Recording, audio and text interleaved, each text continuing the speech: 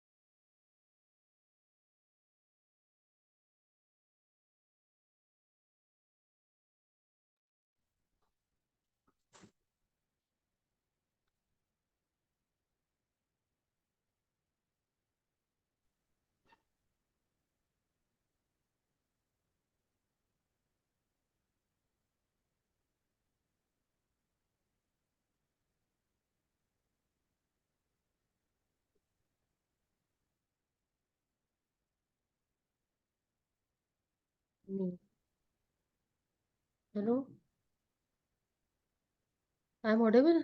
Yes, Dr. Smriti Agarwal is an assistant professor at the Department of Electronics and Communication at the Motilal Nehru National Institute of Technology, Allahabad, Prayagraj, India. She has received her doctoral degree from Indian Institute of Technology, Roorkee, India in the year 2015. She has more than 12 years of experience in teaching and research. Her research includes microwave, millimeter wave, and terahertz radar imaging for non-contact target detection and identification, non-invasive material characterization, non-destructive quality monitoring, and antenna design, microwave absorbers, and metamaterials. She has published her research work in various reputed international and national journals and conferences. She is the recipient of the CSSI Golden Jubilee Research Intern Fellowship from CSSI India in year 2004 and Women Scientist Fellowship from DSC India in year 2011. She got a Young Scientist Award from Uttarakhand State Council for Science and Technology in 2015. Now I would like to hand over this session to Dr. Smriti Agarwal ma'am. Ma'am, would you like to call upon the paper presenters or would you prefer if I did it?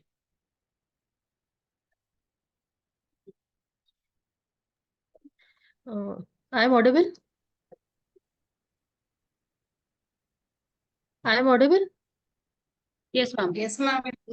Okay, thank you, thank you. First of all, very thanks for Dhamni for such nice introduction. And I just want Dhamni so she can call the presenter. Okay, Okay, ma'am. thank you. Before starting the presentation, I request paper presenters to complete their presentation within 10 minutes and show your ID cards on the camera. Now I would like to call presenter from the paper ID 546 to present his paper.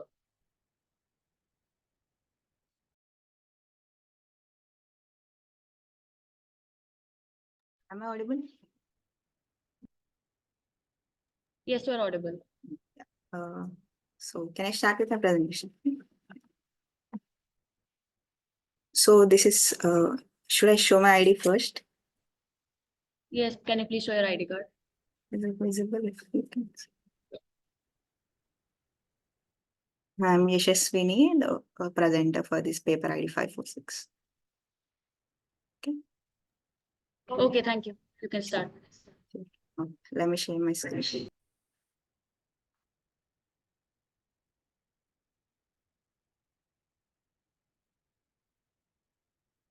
I hope my screen is visible. Yes, it is visible. So, hello everyone. Thank you for inviting me to this PIN 2024 presentation. So, my paper title is this, Enhancing Early Stage Breast Cancer Detection. So, I'm a full-time student at IIT Bombay. So, just to give a quick glimpse about my research topic. So, these are the global statistics of breast cancer around the world. So, these statistics reveal the increasing number of cases that are being diagnosed across the world and increasing need for early breast cancer detection. So 85% of women diagnosed here have no family history. Then it is very uncertain that who is being diagnosed. So early detection is the key. And also if we see 66% of cases have 5-year survival rate. That is, if they are detected early, then they'll be able to survive for next 5 years. And that rate is 99%. So these data clearly speak of that safe and affordable early detection is the only key for this reducing mortality. So, as we understood that early breast cancer detection is the only solution. So let's see through what are the existing modalities. So currently we have ultrasound, mammography, and the combination of both and MRI. So as of now, mammography is the gold standard. But as we can see, mammography involves pressing the breast in between the two plastic plates, which is painful. So there's a need for pain-free or contactless screening test. And keeping in mind all these limitations of existing modalities, so microwave imaging, which is our domain, has become a potential alternative for breast cancer screening. So if we look into our research problem, so using microwave imaging for breast cancer detection, this is the research problem. So we illuminate our breast using some antenna. So we basically send a microwave signal to the breast and we receive backscattered signals. And these backscattered signals will be processed. This is where signal processing part comes in. And that signal processing would reveal the presence of tumor there. Because the key fundamental thing here is that the dielectric properties contrast between the tumor, which has higher water content, and the rest of the healthy tissue.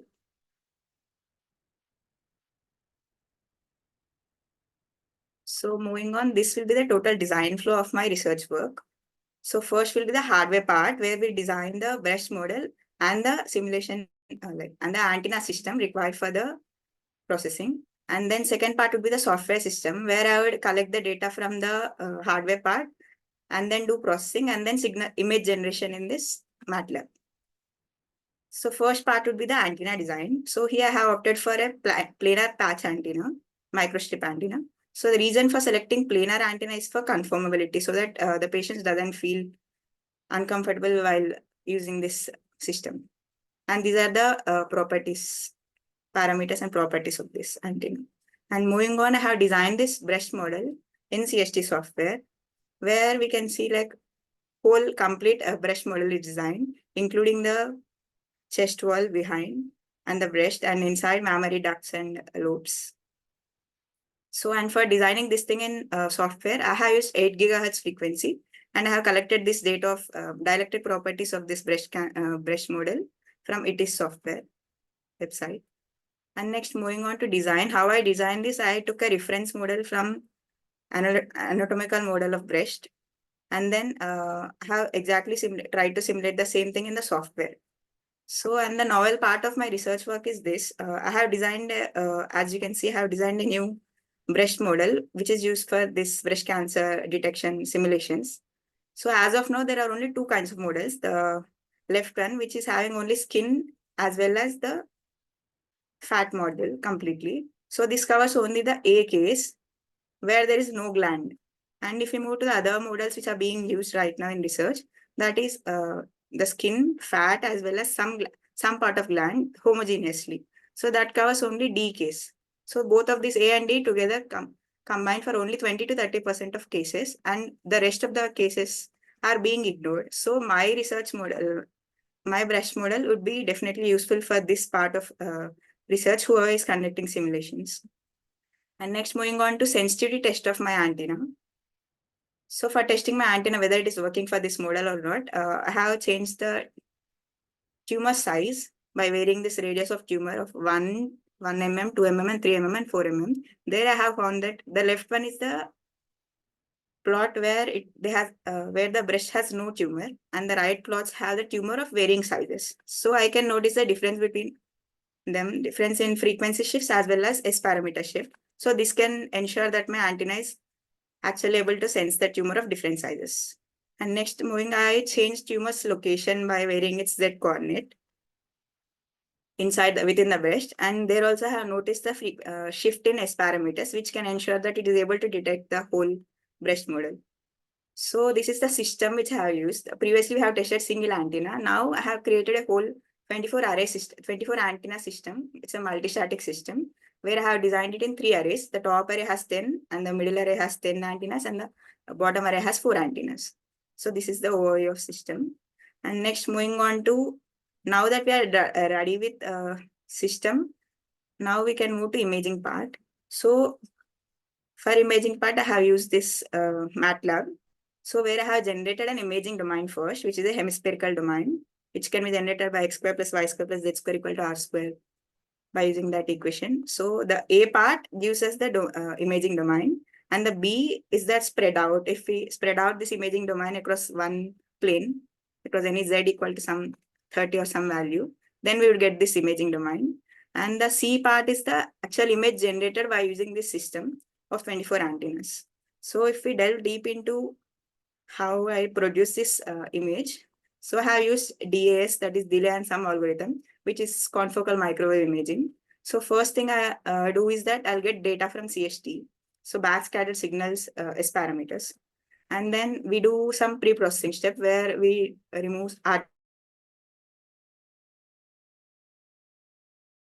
previous slide, we'll generate this imaging domain.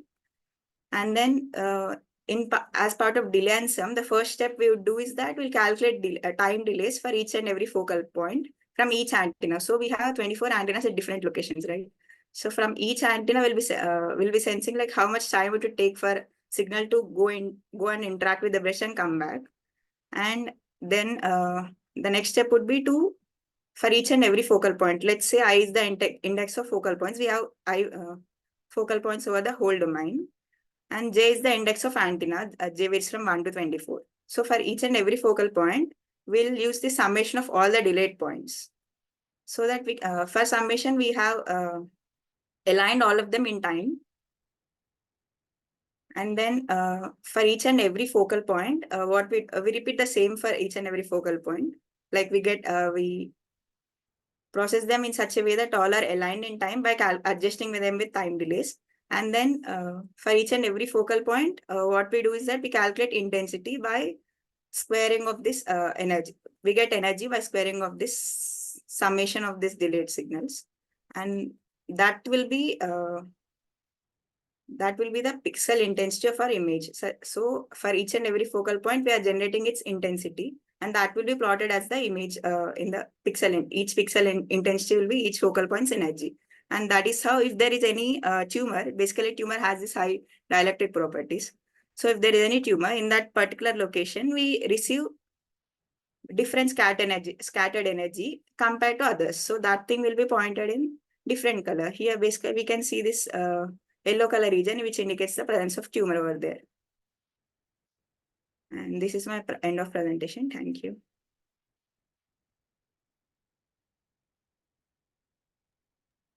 Thank you, Yashaswini.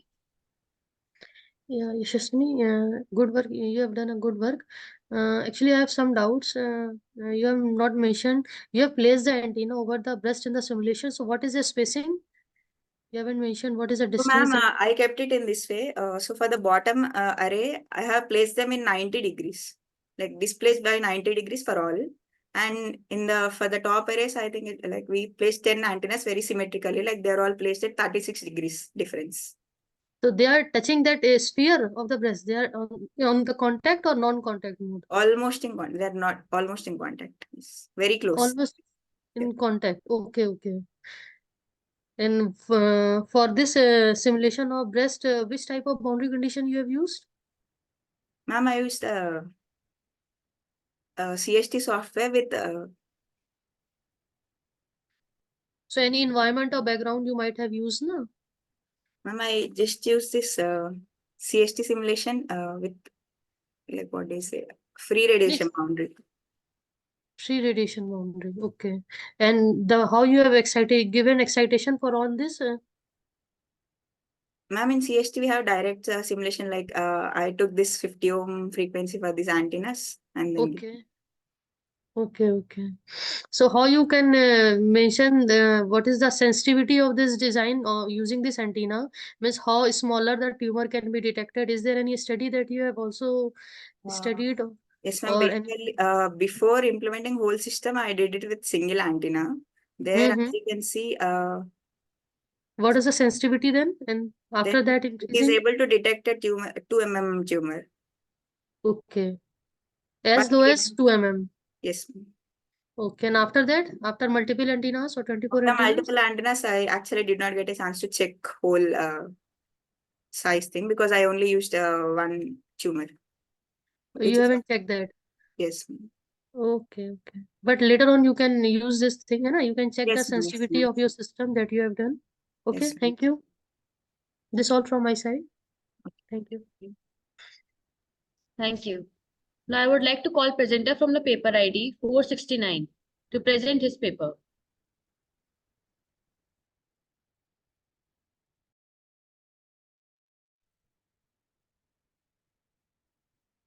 Am I audible? Yes, you are audible. Can you please show your ID card?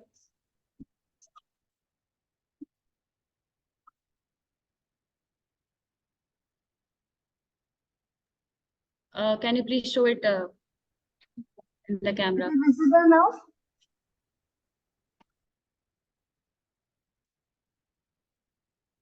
Yes, thank you. You can start.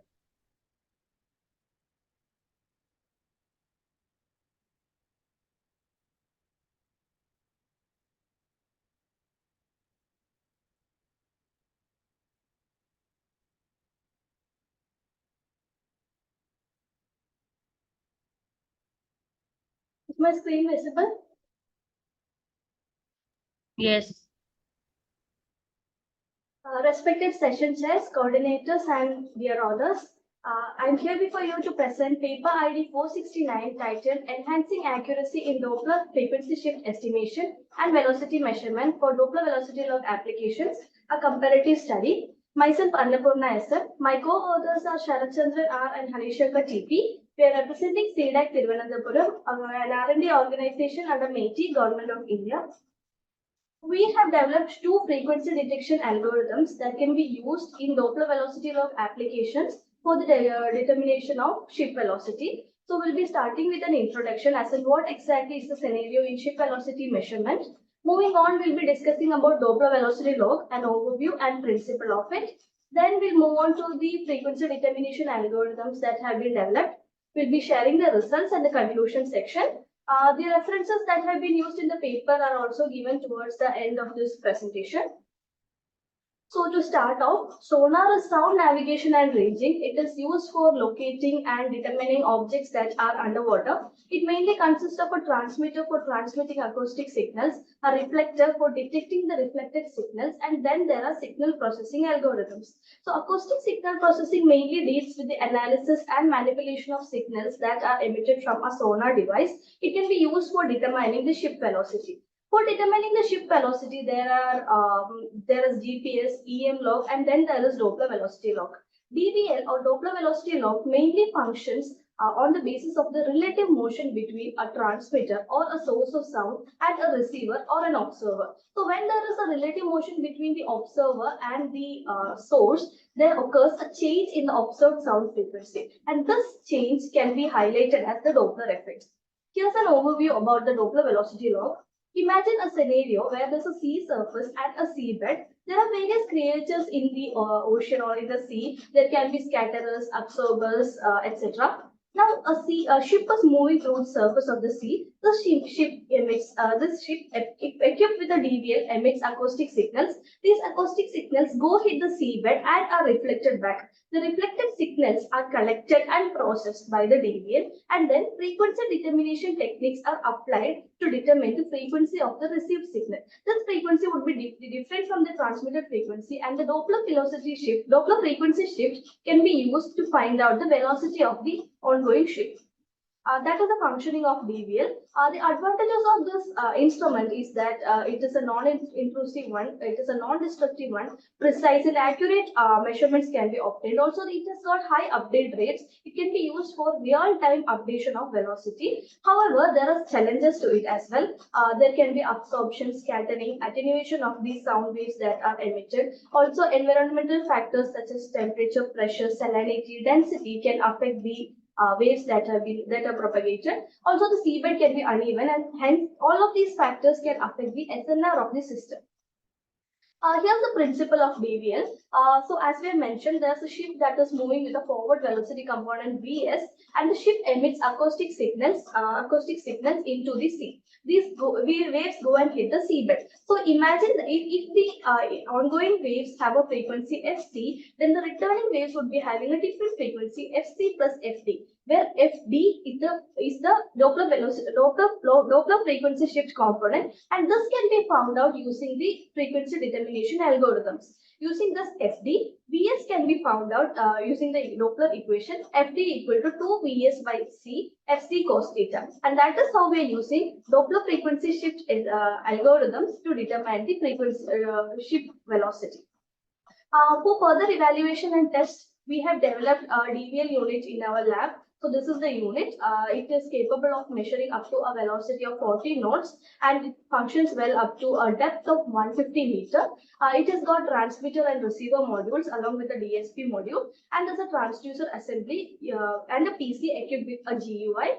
The main highlights of this unit is that it is capable of a depth-dependent transmission. It can transmit both narrowband signals and broadband signals. Therefore, we can incorporate the benefits of both narrowband transmission and broadband transmission into one single DVL unit, thereby enhancing the usability of the system. Here's a signal representation between the transmitted signal and the received signal. We can see that the transmitted signal has a frequency Ft, whereas the received signal would be having a different frequency Fr, which is Ft plus Fd, and it has to be determined. Here's a simulation. We have done the simulation in MATLAB between the narrowband signal and the broadband signal, both transmitted and received. The zoomed in portion represents the received signal. It can be seen that in the first case, narrowband case, the zoomed in version is just a finite duration sinusoid that has been transmitted, whereas for broadband signal, we are transmitting a phase coded version of the signal. A Barker code, 7-bit Barker code is used for phase coding the signals, and that is what has been transmitted. That is the difference between narrowband and broadband signal transmission.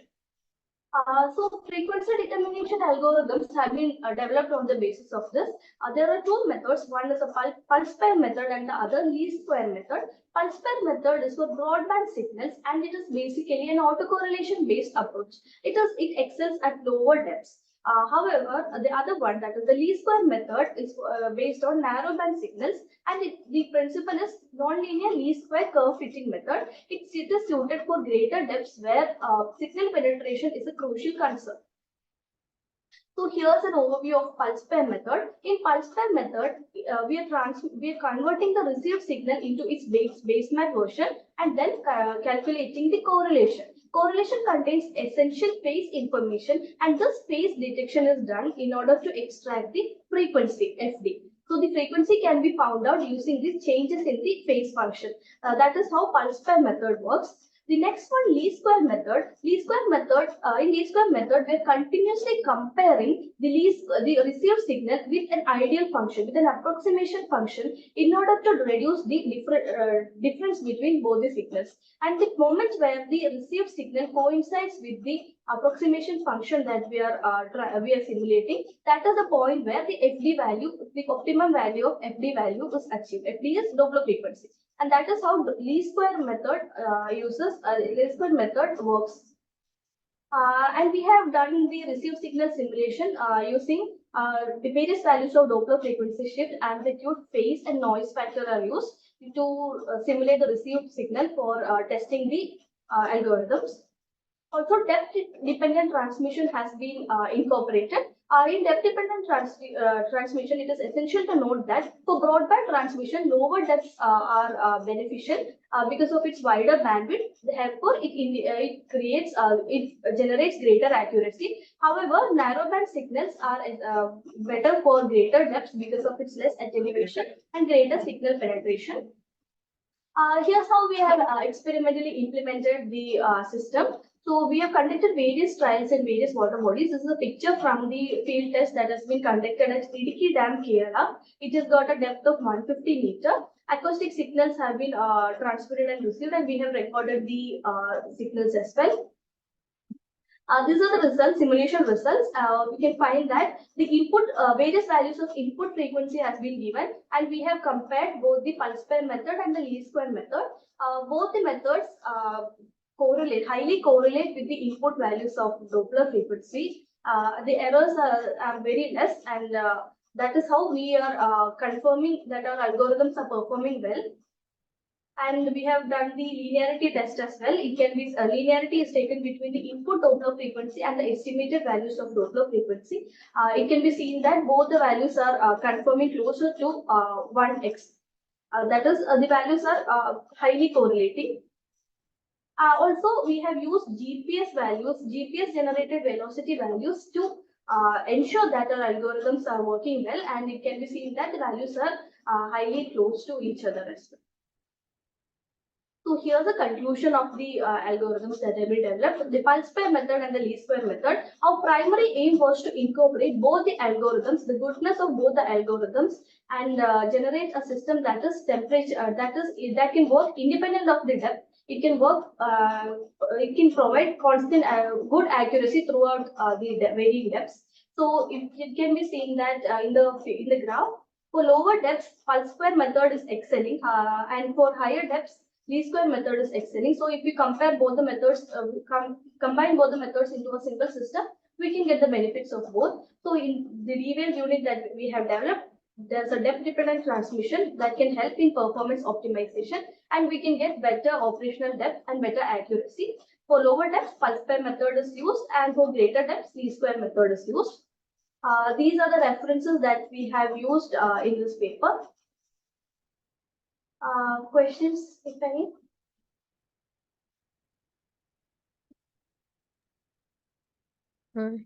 Yes, Annapurna. From the audience, if anyone wants to ask the question, can ask. Okay, nobody has any question. Okay, from me, I want to ask is there any frequency limitation for the use in this ship ship velocity estimation? Is there any limitation over the frequency? Because in the sea water there will be so much deterioration in frequency. So can you tell Yes, me? ma'am. We are using a center frequency. Yes, ma'am. We are using a center frequency of 300 kilohertz, and there's a bandwidth of 50 kilohertz. The system has a bandwidth of 50 kilohertz. So we're good to go between 275 kilohertz to 325 kilohertz. Okay, so it cannot be in the 1 megahertz or something range, है ना? Is this? No, ma'am. The attenuation would be higher in those areas. No? Okay. Signal to noise ratio is. So there will be certain, I think, resolution issue also in this at such low frequency Yes, 300. currently, we are able. Yes, Yes. ma'am. Currently, we are getting a resolution of 1 hertz using our frequency determination algorithms. So, like, that is the resolution we are getting at the moment. Okay, okay. And one more thing, you have say while transmitting, you are transmitting a sinusoidal continuous wave. No, ma'am, it is a burst signal. 1 It is millisecond duration burst signal. Bus signal. It is not the modulated signal or FMCW signal. Ma'am, we are using two methods, a broadband method and a narrowband method. In a narrowband, just a narrowband a sinusoid bus signal is used. And in broadband, we are using a phase-coded version of the signal. That is also 1 millisecond duration. Both the cases, Okay. 1 millisecond. Okay. Okay, fine. Thank you, Anupurna. Okay, thank you. ID 483, I think you have joined the wrong room. Your paper will be in room number 1. I would like to call presenter from the paper ID 510 to present their paper.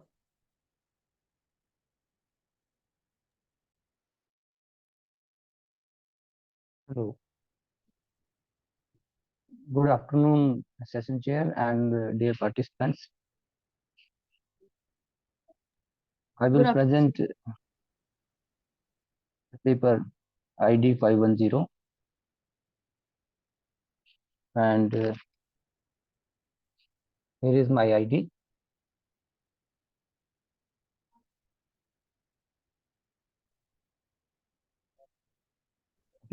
Okay, start. Sir, it is not clear. Please show it again.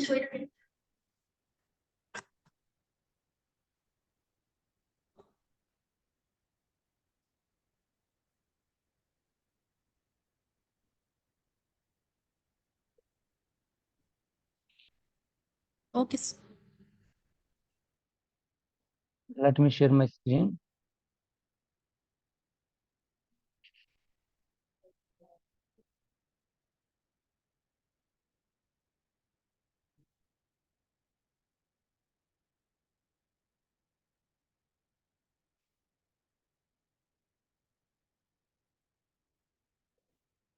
This is visible to all of you. Is it visible? Yes, it is visible. You can start. Okay. So my work is titled as Analysis of Wideband Minkowski Fractal Antenna loaded with micro Minkowski slots, and also we have analyzed the performance of the antenna after micromachining. So this is the uh, hypothesis of our problem. Hypothesis, like we can say that what are the effects of micromachining on the conventional substrates. So this is the problem, and for that we have analyzed the antenna and developed it and tested it for the verification of the simulated results. So here are the outlines of the presentation. In this work, initially we have designed an antenna using standard equations and on the FR4 substrate. So what is the thought behind that problem is actually in the literature we have surveyed and find that micromachining is used in high index substrate like silicon dioxide, gallium arsenide, but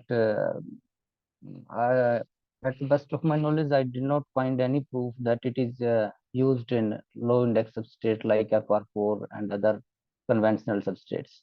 So as we know, FR4 is very lossy substrate, and micromachining is used to counter losses in substrates and surface wave losses. That's why we have tried micromachining in the conventional substrate, and results are quite promising. So we can see that after micromachining, we got the results that S11 gained and efficiency is improved in the uh, antenna design.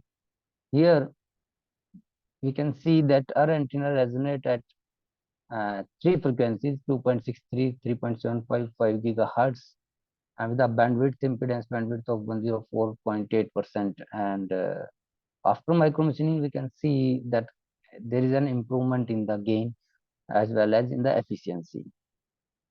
This is the basic design that initially we have started with a rectangular patch, then incorporated the Minkowski fractal on the edges, and up to second iteration, if you can see that it's zeroth, first and second iteration of the antenna, and effect of that Minkowski fractal incorporation is we can see in the S11 or reflection coefficient parameter here. After incorporating that, for further improvement in the bandwidth, we have utilized Minkowski slot in the radiating element, and also use step speed, and for better matching we have also incorporated slots in ground.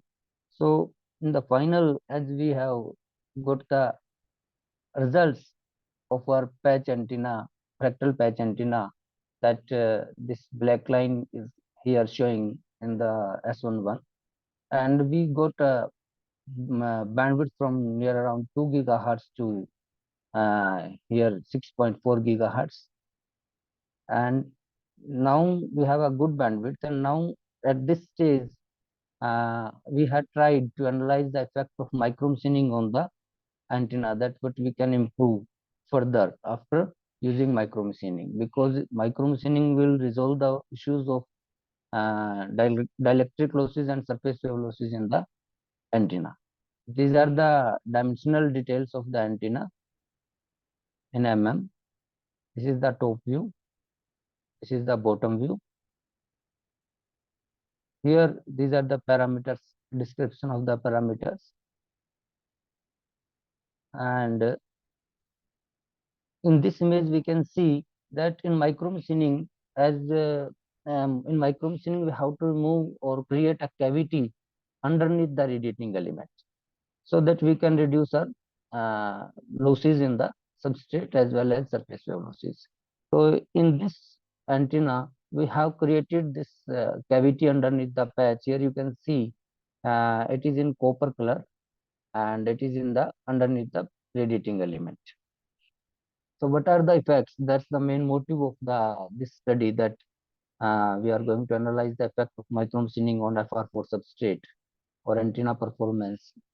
So here, this is the S11 parameter after without micromachining and micromachining. Here we can see the after micromachining, and S11 got improved, and matching is very good at 5 gigahertz, and all other responses are also improved. In this table, we can see the difference in the micromachined, and in last two rows, in the bottom of the table, here we can see there is increment in the gain as well as in the efficiency as well as in the matching and bandwidth also. So this proves that micromachining is better option. We can improve the performance of also low index substrate material also. Here are the results after fabrication. This is the model in figure 8. You can see here milling technique is used to remove the substrate underneath the patch, even though it is we have tried in our lab and it performs well. These are the radiation pattern we got from the we got at 3 different resonating frequencies: 2.63, 3.75, and at 5 gigahertz. These are the surface current distribution, and this is the comparison with the work present in literature. And in conclusion, we can say that micromachining is also effective in the case of low index substrate. As in literature, we have found this technique is used for the high index substrate, but we have tried it for low index substrate, and results are positive, that we can also try micromachining in the low index substrates for improving our antenna's performance.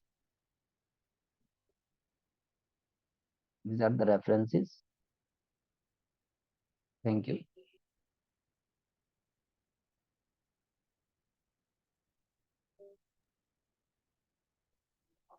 It's over. Thank you, sir.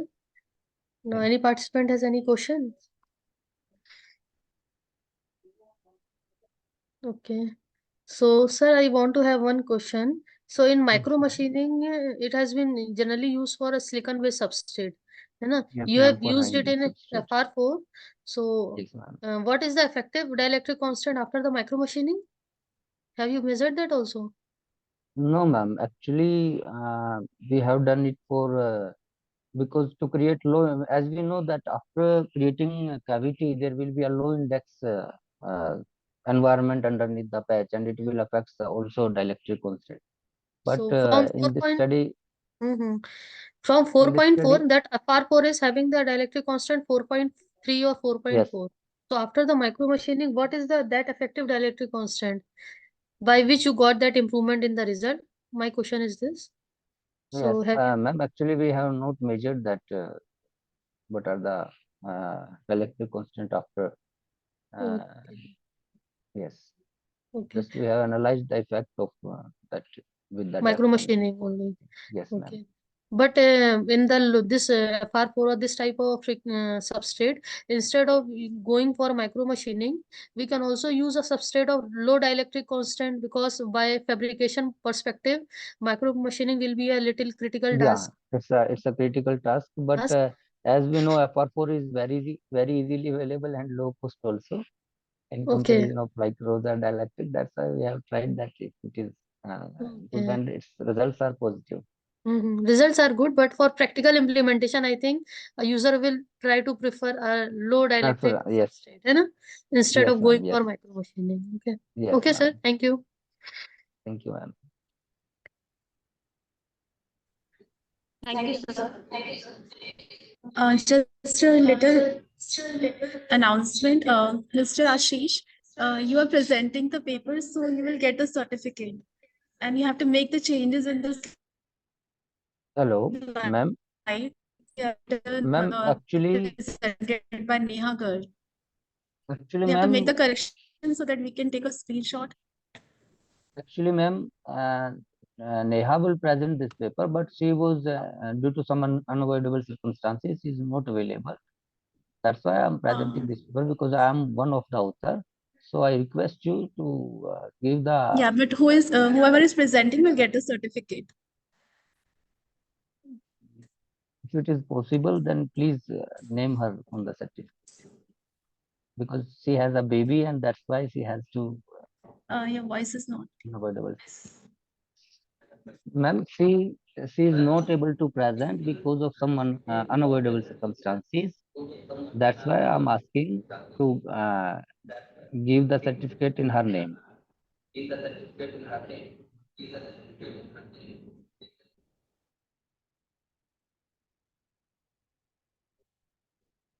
You got it? Hello. Am I audible, ma'am?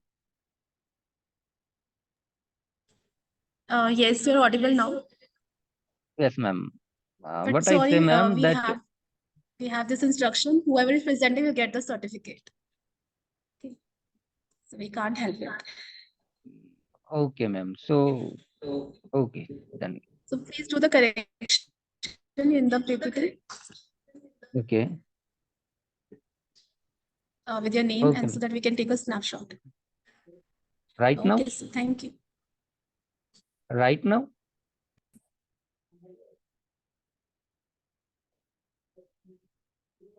You can do the correction and send in the chat box.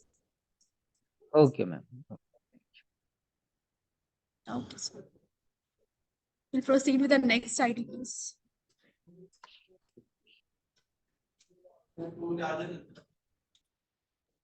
Thank you. Now I would like to call presenter from the paper ID 330 to present their paper.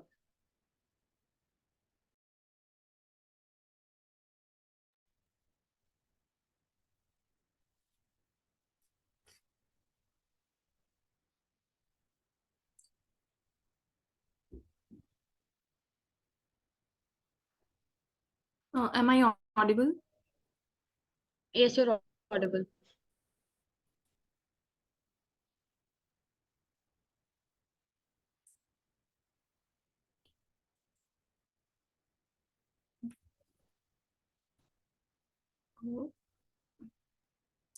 I think due to some network issue, my camera is not working, I think. I'm still trying.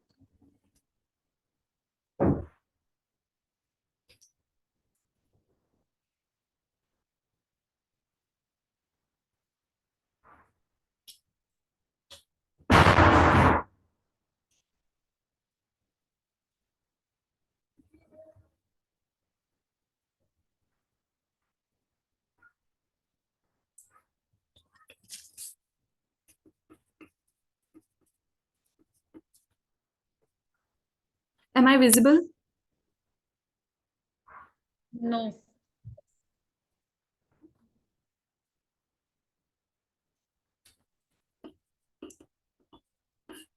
I'm trying to open my camera, but I don't know what is the problem behind it. Can I rejoin it? Okay.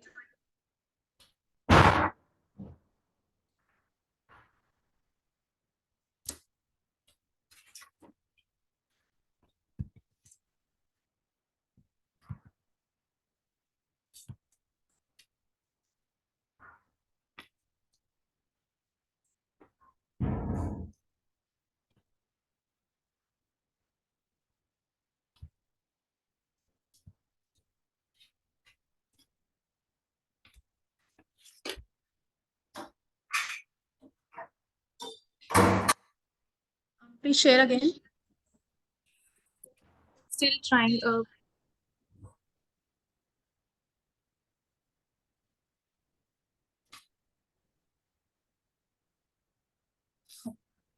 Am I audible? Am I visible now? Yes, it's working now. This Yeah. is my ID card.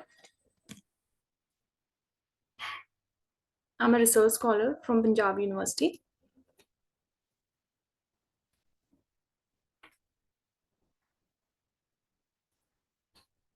Can you show it once again?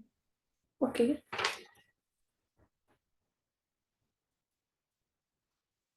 Still. You are not visible now.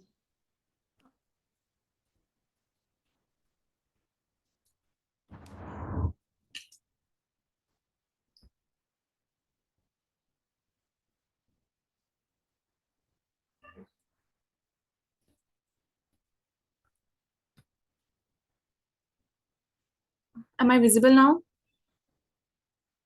No.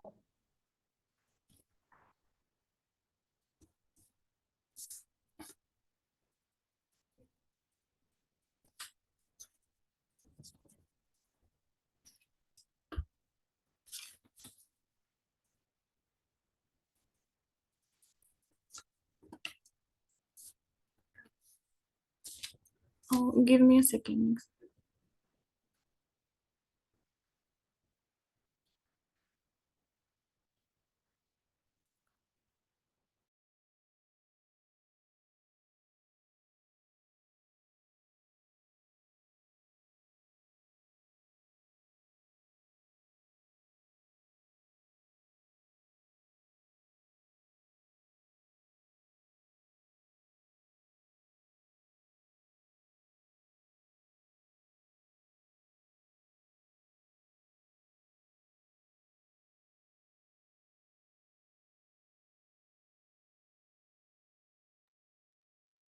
Meanwhile, can we move to the next participant so that later on she join?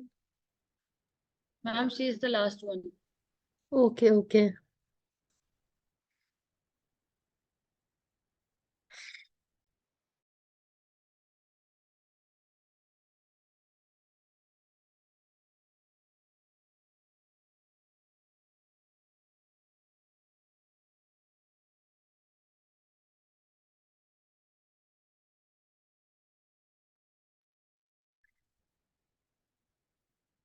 This session was supposed to be up to 1:45, I think.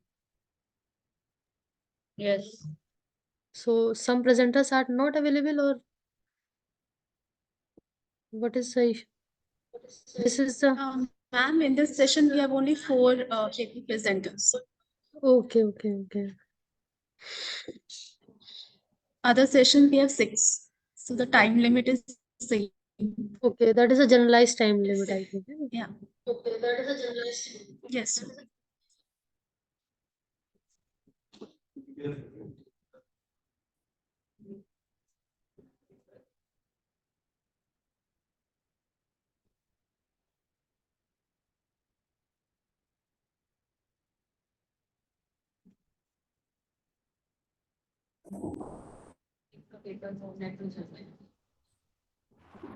Am I visible?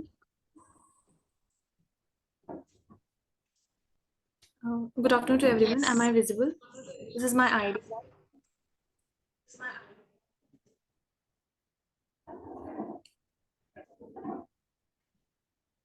I'm a research scholar from Punjab University, Chandigarh.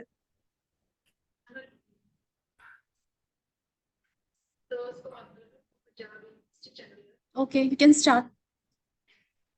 Sorry for the inconvenience.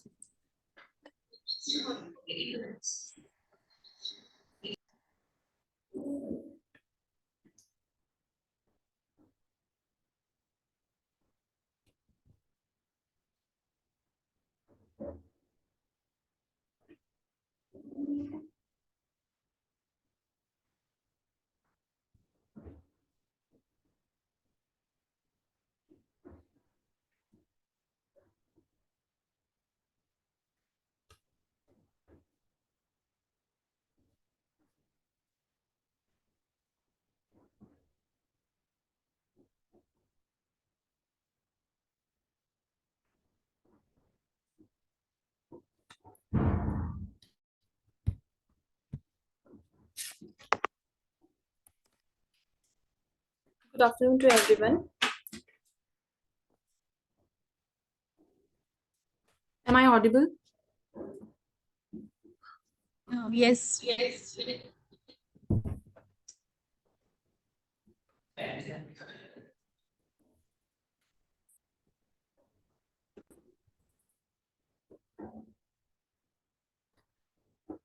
Good afternoon to everyone. Today I'm here to share my research work. And the topic of my research work is performance improvement of hybrid radio over fiber, radio over free space optic system under high turbulence atmospheric condition. This is the content of my presentation. First, we will start with the introduction. Then we will discuss the transmission of the MM wave through wireless channel as EM wave. After that, the radio over fiber and radio over free space optic technology will be discussed. Then we will discuss the system description. After that, we will discuss the result and discussions. At the end, we will conclude it, and there are some references also we will present at the end of the presentation. The demand of the bandwidth and the high-speed network is increasing every year due to the introduction of application such as HDTV, video transmission, video on demand, high-speed internet services in both wired and wireless network, high-speed data center, machine-to-machine communication. So to meet this demand, some new technologies are coming, such as 4G, 5G, and upcoming 6G technology. So here the optical network is currently acting as the backbone of the transport network, providing a high-speed data services in wired mode. Recently, the radio over fiber technology is gaining interest to provide the speed services by merging the radio over fiber communication with optical fiber communication. Particularly, it is used in the SS network. So as the demand is increasing, so we are moving toward to the higher frequency, that is toward to the mm wave frequency. The mm wave frequency based RF network are appearing as a solution to provide the high speed data services in mobile communication and other field and other type of the communications.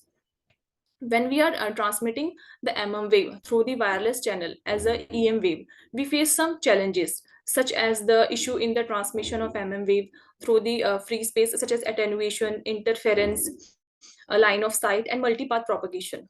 The main issue is that we can't able to transmit the mm wave through a long distance. For that, we need a medium to transmit such high frequency over a long distance. Here comes the concept of the radio over fiber and radio over free space optic system.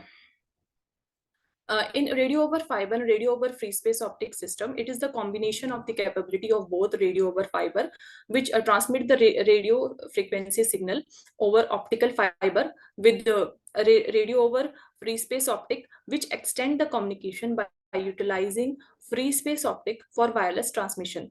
By doing this, we can extend our communication range, and it is also flexible in deployment.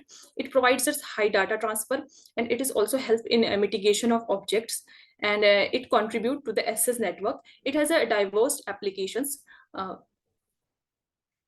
In radio over fiber technology, we used the ROF.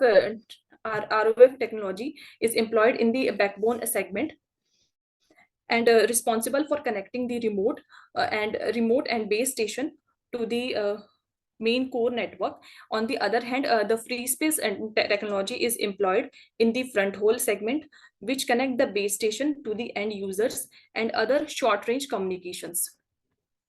The radio over fiber technology system has a wide application today. We used in this in the urban connectivity enhancement, used in the disaster recovery and emergency communications, where we needed the most at a time, and we can also use in the rural and undeserved area connectivity. We can also use in the military and defense application, and we can it can also help to overcome the sudden demand occur, for example during an event.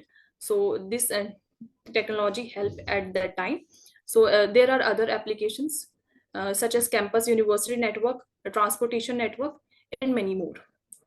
So the system, this is a system description. So in this research paper, we analyzed the performance of the propagation of the millimeter wave frequency of 60 gigahertz over the hybrid system of radio over fiber and radio over free space optic system under high turbulence. The radio over fiber part provide a extension in transmission reach, and radio over free space optic acts as a wireless access in optical networks. The performance of the different edge shapes of NRZ pulse, RZ pulse, NRZ pulse, and NRZ pulse plus NRZI are discussed against the laser line width and operating optical power of CW lasers.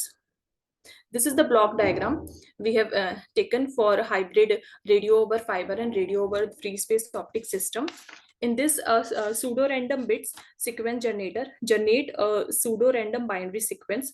The bit rate considered in this work is 1 gigabit per second. The non-return to zero inverted encoder and sequence generator maps the input data from pseudo-random bit sequence generator in such a way that a logic 1 represent a transition and a logic 0 does not. The NRZI encoded sequence is provided as an input to NRZ or RZ pulse generator. The NRZ and RZ pulse generator generate a non-return pulse signal. The pulse signals or the pulse provided may have a different edge shapes. The edge shapes considered in this paper is as follows: the exponential, Gaussian, linear, and sine. The duty cycle considered is 70% of the RZ pulses. Next, we have the sine generator. Generate an electrical sine waves. The generated waves has a frequency of 30 gigahertz. The output of the sine generator is multiplied by the output from the NRZ RZ pulse generator, which result in a desired RF signal carrying the information sequence. The generated RF signal voltage is provided as an input to the Mach-Zehnder modulator. The extension ratio is taken to be here is 30 dB. The next block diagram is a CW laser, which generate a CW optical signal, and that is provided as an input to the Mach-Zehnder modulator. The laser line width is varies between 0.05 to 0.05 megahertz to 10 megahertz to understand the effect of different parameter on the performance of the considered system. The transmitter block generate an MM wave in optical domain. The generated MM wave frequency is 60 gigahertz.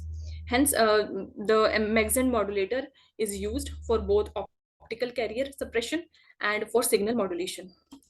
Here in the transmission channel, the generated wave is first propagated through a standard single mode fiber for transmission reach extension for the considered hybrid radio over fiber and radio over free space optic system. The output from the single mode fiber is provided as the input to the free space optic system. The free space optic element is modeled as a system considering of a transmission telescope, free space as a channel, and a receiver telescope. At the receiver end, when we receive the output from the free space optic channel, the receiver consists of the following components, such as optical Bessel filter. The optical Bessel filter has an operating frequency of 193.1 terahertz. The bandwidth of the filter is taken to be 80 gigahertz, and the order of the filter is 4. It removes the out of the band noise present in the optical signal coming from the receiver telescope. Next one is the erbium doped filter.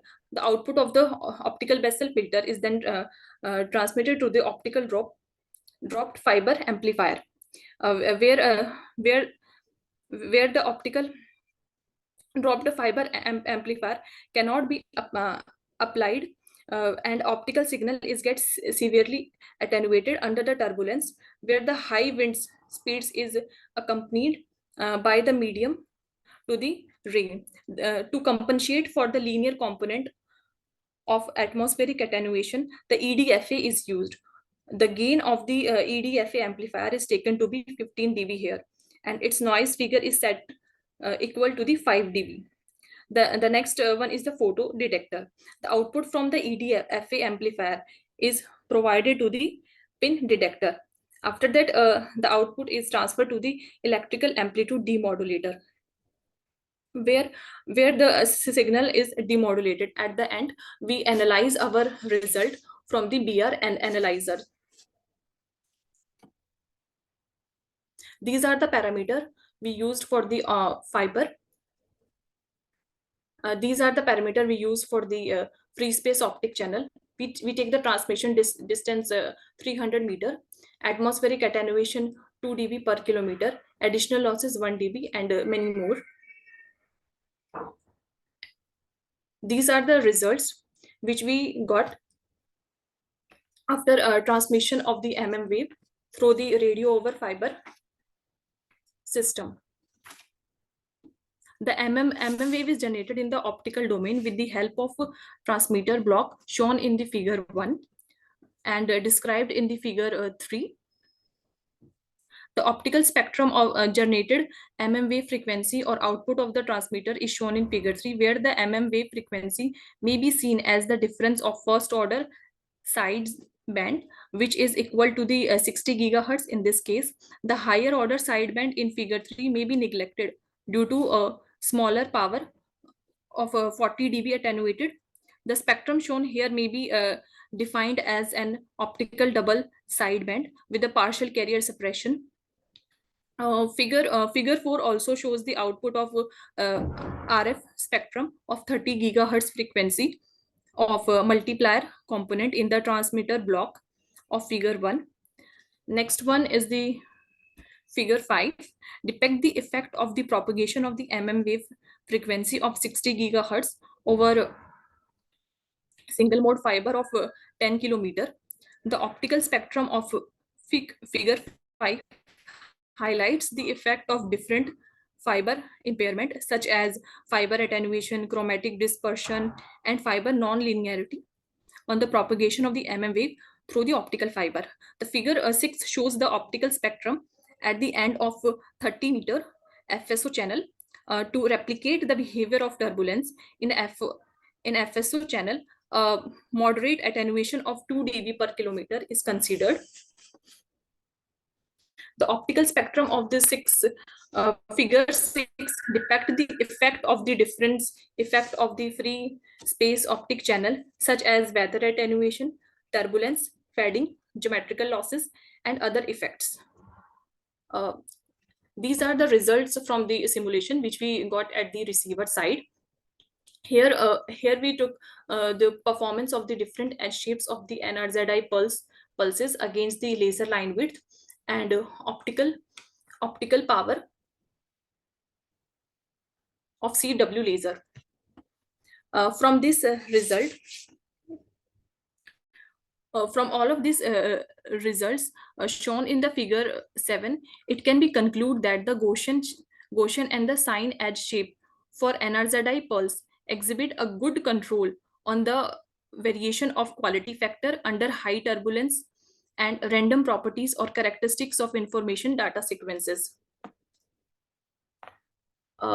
In the next result, the performance of the different edge shape of RZ pulses against laser line width and the optical power of the CW laser is taken.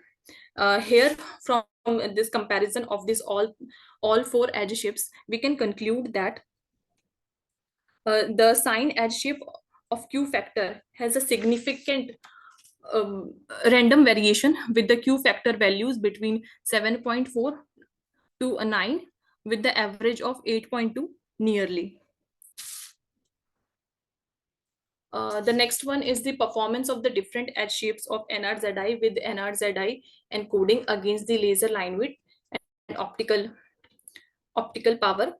From all of this comparison, we can conclude that the NRZI encoding has introduced a major improvement in the case of Gaussian edge shape of NRZ pulse, where the random variation have been reduced significantly and the result remain contained for all the simulation variables. Therefore, the Gaussian pulse shape for NRZ pulse with NRZI encoding provide a better result, where the system may be operated at a lower power of 10 dB to achieve comparatively equal quality factor. Now the performance of the different edge shapes of RZ or RZ modulation format with NRZI encoding has been presented. From all of these edge shapes, when we compared it, we conclude that the NRZI encoding helps the Gaussian edge shape pulse more in further improving the performance of the considered system under high turbulence. At the end, we summarized our all above discussions of the results which we discussed earlier. So from all of our results, we can conclude that the RZ over NRZ has a RZ over NRZ provide us a better result, that is a 13.33% as compared to the other edge shapes. At the end, we conclude that the hybrid radio over fiber and radio over free space system may provide a better way out for an access network that can deliver high bandwidth solution using mmWave for different applications. NRZI encoding along with the RZ modulation format and Gaussian edge shapes can mitigate the effect of high atmospheric turbulence. The above proposed scheme is also successful in containing the random variation in quality factor resulting from different causes, such as generation method of mmWave, channel effects like dispersion, fading, fluctuation in amplitude and phase. These are the references.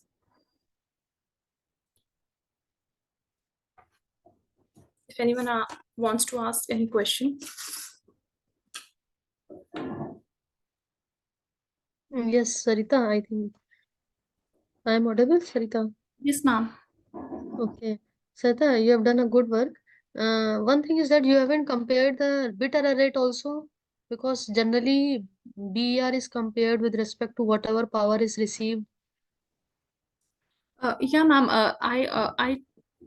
I taken that BR comparison, but here I just taken quality factor. So how is this quality factor related to your BER? Is there any relation? Yeah, ma'am. Ma'am, when quality factor is high, BR rate is low. It is So inversely proportion relation. We can say that. have you mentioned that in any of your slide, what is the relation or No, ma'am, Formulation. because here I take the quality factor. So Okay. it is already in our mind that the quality factor, if the quality factor is increasing, So then why the you haven't beta taken rate- bit error rate? Why you haven't taken for all the whatever curves you have plotted, you haven't used that BER. So any specific reason or in general you have taken simply quality factor? No, ma'am, in journal reason, because in every paper we always mention BR.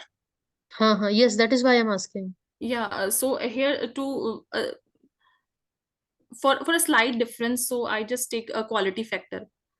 Okay, but we have seen that for in terms of whatever information is received, BR is generally a good parameter or best parameter to define that. Okay, so I think you can also use that and you can compare Okay, your ma'am. value with whatever reported in the literature. You can also, if you are plotting in BER, then you can also compare it with the reported literature also. Yeah, ma'am, I will do that. Okay, fine. Thank you. Thank you, ma'am. Thank you, everyone. I want to thank each paper presenter who presented their papers on their hard work. It was really a fruitful experience. Please fill out the feedback form securely as you use the written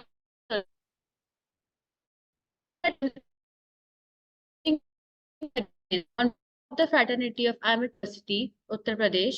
I thank all the guests and dignitaries for their significant presence. We would also like to thank the students for their cooperation.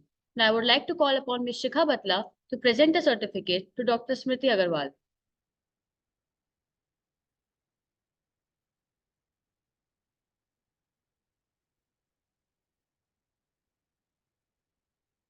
It has been a privilege to have you all with us today and make this session a success. Once again, Dr. Smriti Agarwal ma'am, thank you for taking your time out of your valuable schedule and being a part of Spin 2024. We would also like to thank the students for their cooperation. And with this, we would like to conclude the session. Thank you for being a part of Spin 2024. The conference will resume with the next session at 2:15 p.m.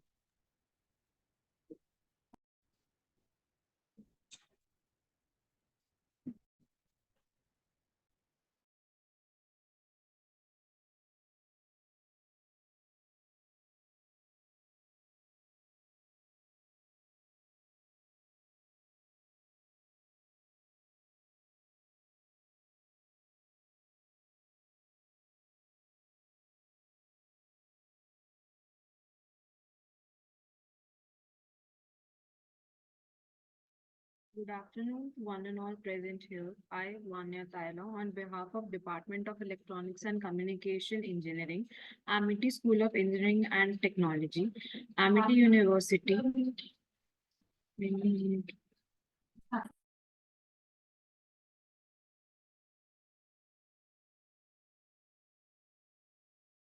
Sorry for the inconvenience.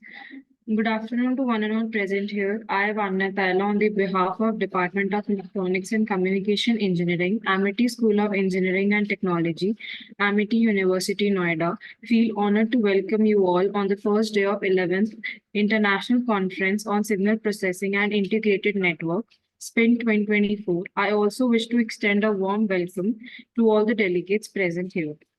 It is a great privilege to have Dr. Mihit Emir Fuksal as a keynote speaker with us today. I would like to invite Ms. Shikha Batla to present a sapling to Dr. Mehmet Emir Fuksal as a token of our appreciation.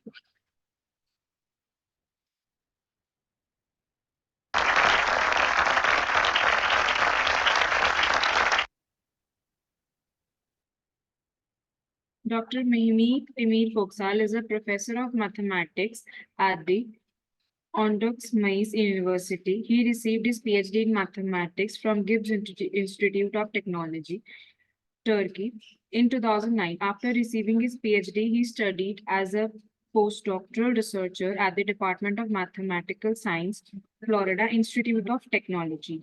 He is the first scientist who has become an associate professor of electrical and electronics engineering, WITLES, While a mathematics professor, his research interests are in the systems and control theory, circuit and system theory, differential equations, and numerical analysis.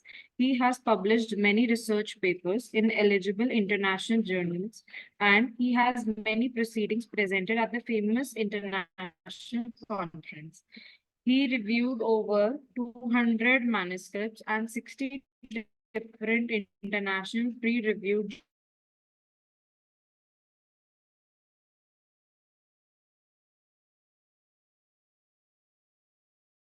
So once again, sir, we are honored to have you Grace Pin 2024. Sir, I want to bring your attention that we have huge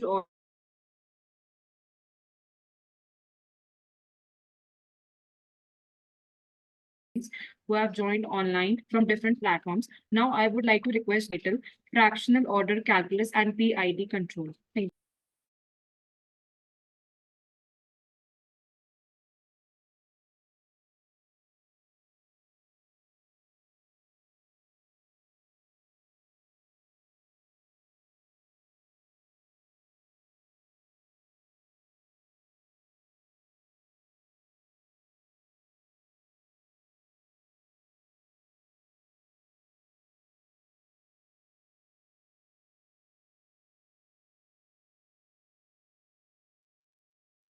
Dr. Mehmet.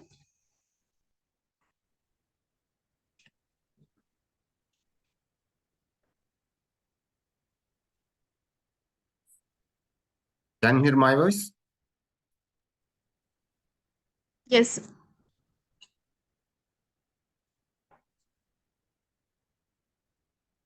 Okay.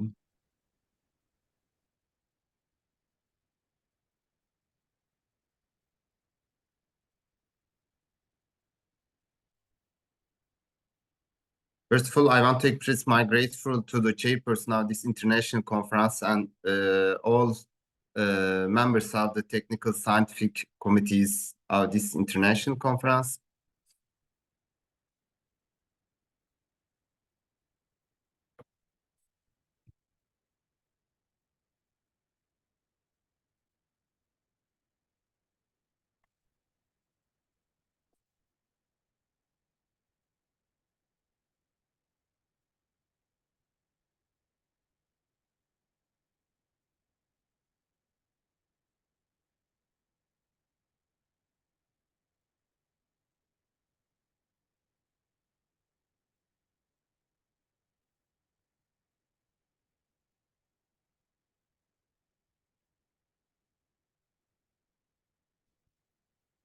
Can you see my screen?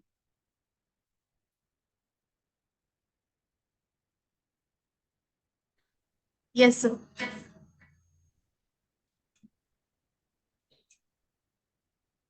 The title of my talk is Fractional Order Calculus and PID Control. This is the plan of my presentation. Firstly, I will shortly introduce fractional order systems. I will give information about fractional PID control, and then I will describe fractional order PID control system design. I will explain the results by two different examples. Finally, I will conclude my speech. In classical calculus, the derivative has an important geometric interpretation, namely it's associated with the concept of tangent, in opposition to what occurs in the case of fractional calculus. In this slide, after showing the descriptions of integer orders, first, second, and third, in the sense of geometric dimensions, example of some fractional order dimensions are depicted.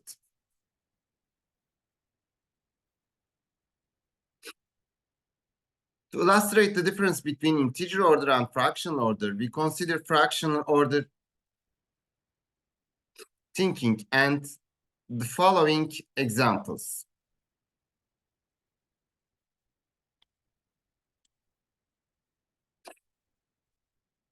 Between integers, there are non-integers.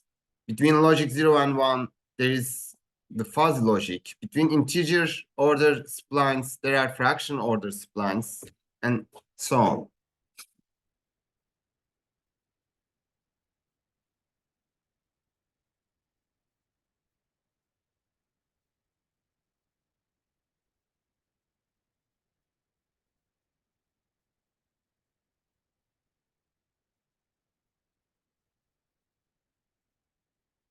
Classical logic uses only 0 and 1. Neurologic uses numbers 1, 0, and non-integers between them.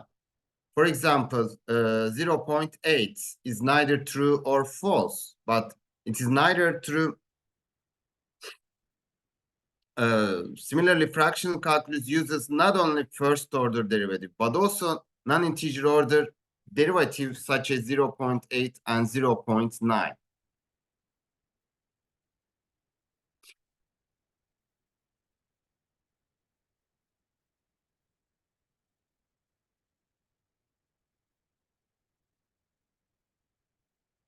If the comparison between integer order and fractional order calculus is made, this can be illustrated by the shown spinners in this slide.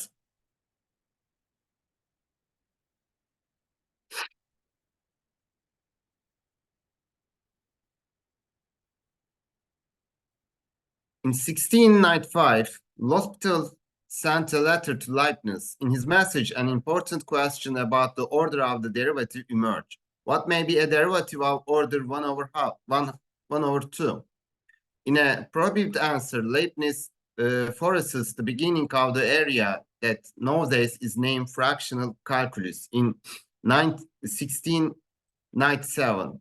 And Leibniz uses the notation d power 1 over 2.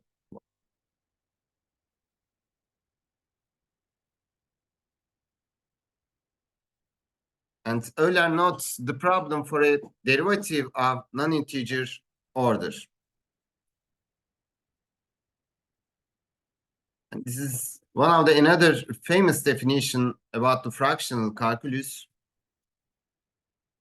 and constructed by Lvov and Riemann.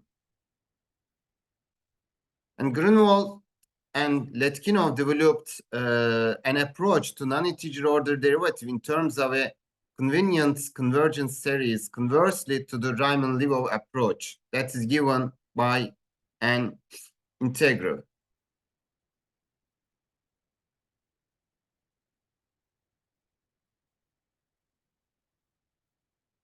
In 1967, Caputo formulated a definition more restrictive than the Riemann-Lvov, but more appropriate to discuss problem involving a fractional differential equations with initial conditions.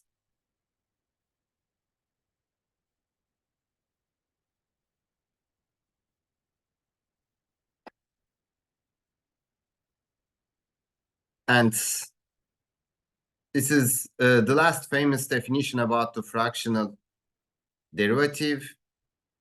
And there are many other types of fractional derivative in the history. And these are the owner of the differentiation.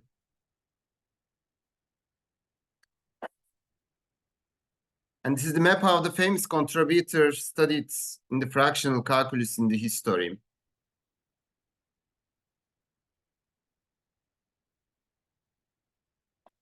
This slide illustrates the modeling history of physical systems. We can say that the static models are used until 1695, and therefore dynamic models appear until 1960s. Finally, fractional order models have been appeared after 1960s. Geometry and algebra, differential and integral calculus are needed for the static and dynamic models respectively. For fractional order models, fractional calculus is needed for more advanced but smaller scale characterization of our more complex worlds. And this slide illustrates where fractional order modeling has been used in various scientific and industrial applications.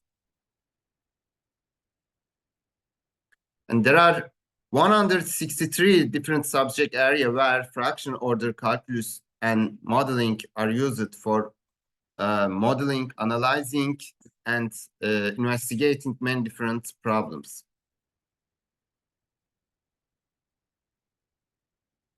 And this is the current map of fractional calculus, and the Turkey is in the top 10.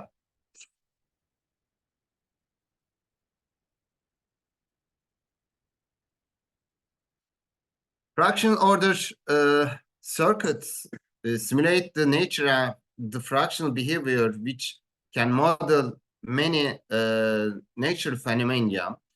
Fractional order modeling considers the effects of the history and is thus practical and more suitable for modeling, analyzing, and synthesizing not only electrical but also chemical, biological, and many other systems. In addition, fractional order modeling adds extra degrees of freedom in controlling the frequency behavior, which makes it superior to traditional integer order models and able to describe the behavior of the complex systems and materials. And many theorems and generalized fundamentals such as stability theorems, filters, fractional order oscillators, and charging circuits have been introduced using fractional order circuits. And this figure shows the synthesis of fractional order capacitor using RC elements. And the second one shows the synthesis by active circuits elements.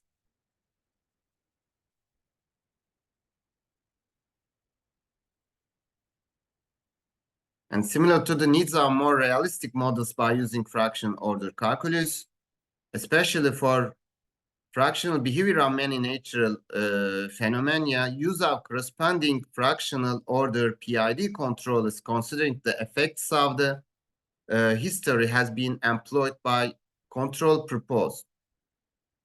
In addition to the three control parameters, key pi, key I, and key d, used by PID controllers, proposed fractional order PID controllers uses two more parameters, lambda and nu, thus more flexible, suitable, and practical controller designs have been achieved.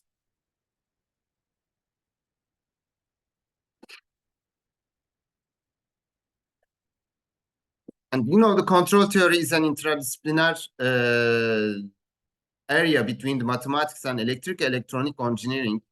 And when we consider cascade connected systems, if you change the order of the connection, the relationship between the if the relationship between the input function and output functions does not change, we can say that the system is commutative. So the commutativity of linear time varying analog systems has been investigated, and my project, supported by the Scientific and Technological Research Council of the Turkey, has been awarded by Project Performance Awards. But there is no literature about the commutativity of fractional order system, and this is a challenging problem.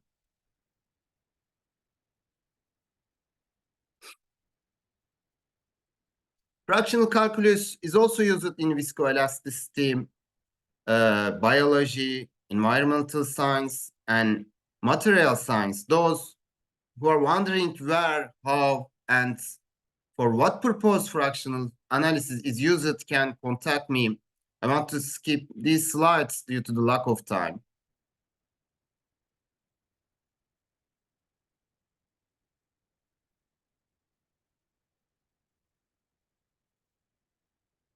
Fractional differentiation-based methods were applied in the field of image enhancement. The fractional differentiation operator has the capability of not only preserving high-frequency contour features, but also improving the low-frequency texture details in smooth area. And figure compares the original image with the enhanced image using 8 direction mask, and we can see that the detailed texture enhanced greatly.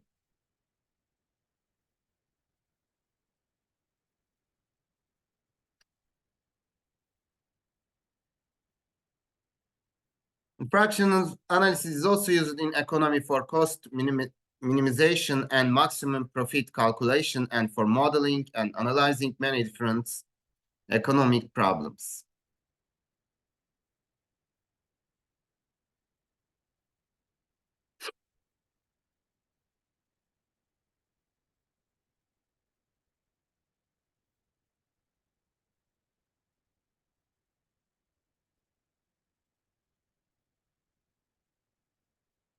Now we consider the fractional order system. Key pi is the proportional control coefficient, key I integral control coefficient, and key D is the derivative control coefficient.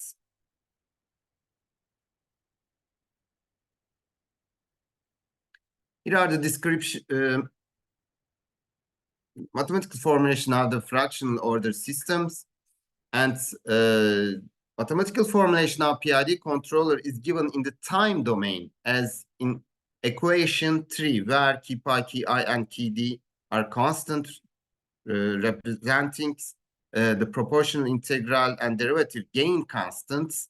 And equation in 4, complex frequency domain transfer function GC of PID controller is given.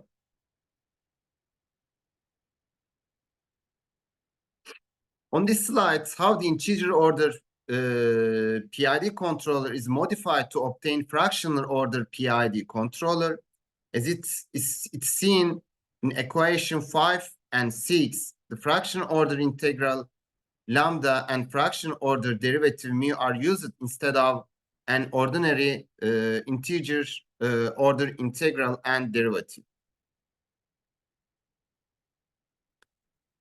In this slide, we now describe the complete block diagram to control the plant by fraction or order PID controller. RC and YC are the reference input and the present output as previously defined, and DC and NC are the output disturbance and the output noise signals.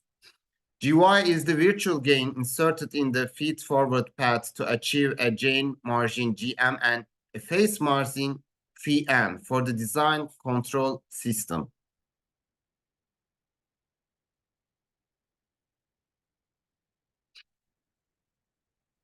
The plant transfer function is assumed as fraction order with a constant time delay theta as in equation 9 and 10.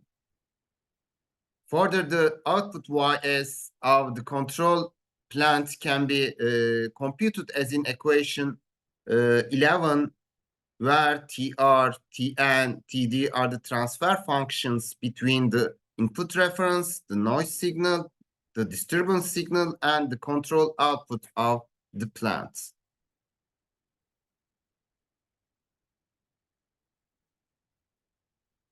In this slide, the characteristic equations of the closed loop system and shown in S domain and in GY domain.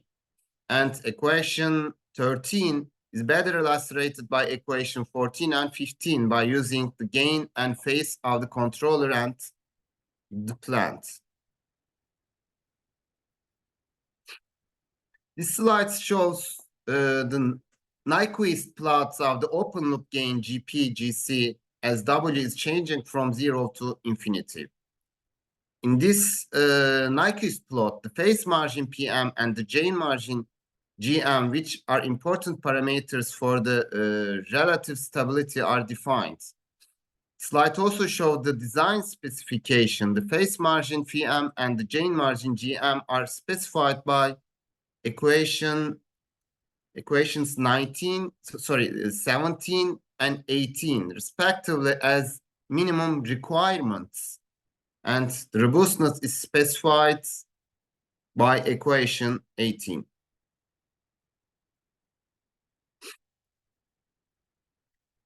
Slide continues with starting further specifications requirements for maximum allowable output disturbance rejection.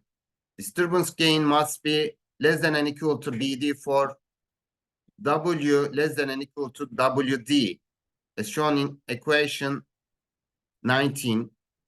And for maximum allowable high frequency noise rejection, noise gain must be less than and equal to Cn for all W values greater than and equal to Wn. Phase margin and gain margin specification define some surface in three-dimensional. This surface is defined by equation 21 and 22. On one side of the surface defined by equation 20, the phase margin and gain margin requirements are satisfied. On the other sides, they are not satisfied. On which sides they are satisfied is tested by considering a test point in the space key pi, key I, and key D.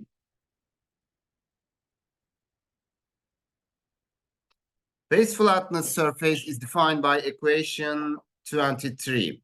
Again, on one side of the surface, the requirement is satisfied. On the other side, it is not. The proper sides can be found by a test point. If the gain crossover frequency WGS is given, then phase flatness requirement defines a curve in the three-dimensional key pi, key I, key D space, and this curve is called flatness curve. Similarly, equation 24 defines the disturbance rejection surface. High frequency noise rejection specifications define the high frequency noise rejection surface represented by equation 26. Again, one side of the surface, the requirement is satisfied. On other side, it is not. The proper side can be found by a test point. Example 1 is taken from the literature studied by Monge in 2008. It's liquid level control system. The integer order plant with the time delay in equation 27 is controlled by fractional order PID controller in equation 28. The control specification and the control system performance are shown in table 1. In particular, the transfer function TD is equal to 0.0706, which is less than the specified limit 0.1 at WD is equal to 0.001, and TD is equal to and less than and equal to 0.1 for all W values. And this figure shows the disturbance rejection boundaries. TP1 is the design point which satisfied the specification, and on the other hand, TP2 does not satisfy the disturbance rejection specification.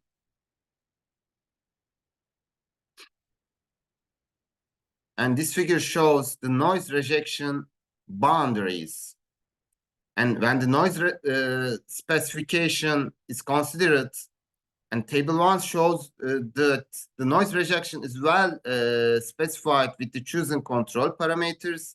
And when the controller parameters are changed to key pi is equal to 0.9, key I is equal to 0.01, and key D is equal to 55, then the noise transfer function takes the values 0.1226, which obviously being greater than the value of Cn, and violates the noise rejection specification.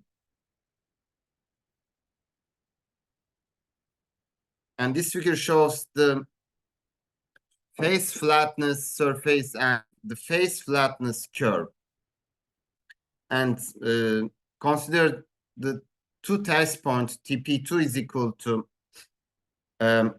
key pi is equal to 0.2, key I is equal to 0.018, and key D is equal to 10, and TP3 is these, which are inside and outside of the phase flatness boundaries. At TP3, it's found that Cp is equal to 45, is approximately equal to 41, is greater than 0, which is far away from the C specification.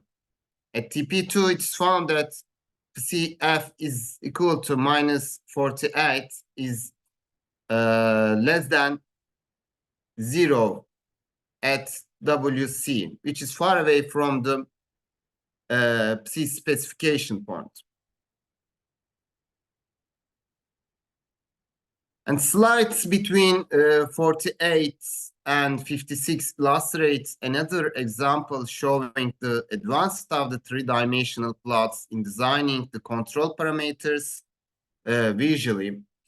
And here problem is introduced and performance characteristics are shown in this slide and the next these slides. And complex root boundaries are shown and stability boundaries for different test points in different regions are discussed in these slides and next these slides and this slide. And face flatness, surface, and curve are shown in this slide.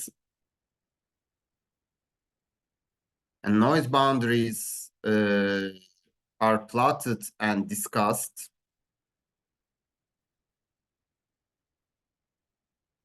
And further performance characteristics are shown in this table.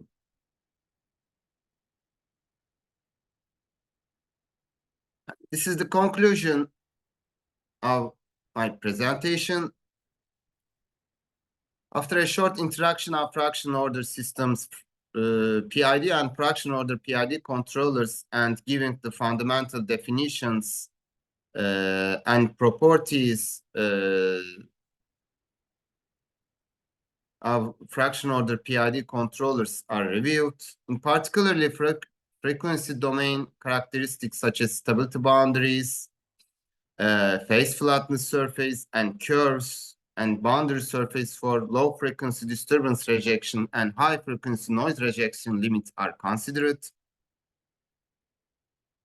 And the main advantage of the presented three-dimensional design method fraction order PID controllers is that one views in three-dimensional space what range of the parameters can be used to achieve the required design specifications. And there are a few points that should be clear on when using the presented three-dimensional methods of the design of fraction order PID controllers. Multivariate solutions and improper GM gain margin and phase margin values may be resulted. And finally, similar derivations valid to the three-dimensional design of integer and or fraction order controllers other than fraction order PID controllers can be derived, and their computer implementation can be programs as a future work. And these are references.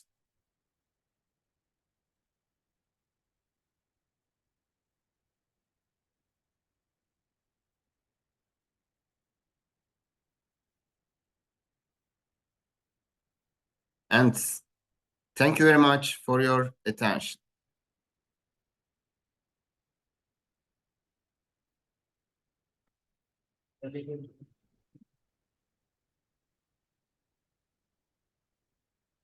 Thank you, sir, for such an interesting session. I would now request Shikha Bhatla to present Dr. Mehmet Emir Koksala certificate as a token of appreciation for being the keynote speaker. Thank you so much, sir.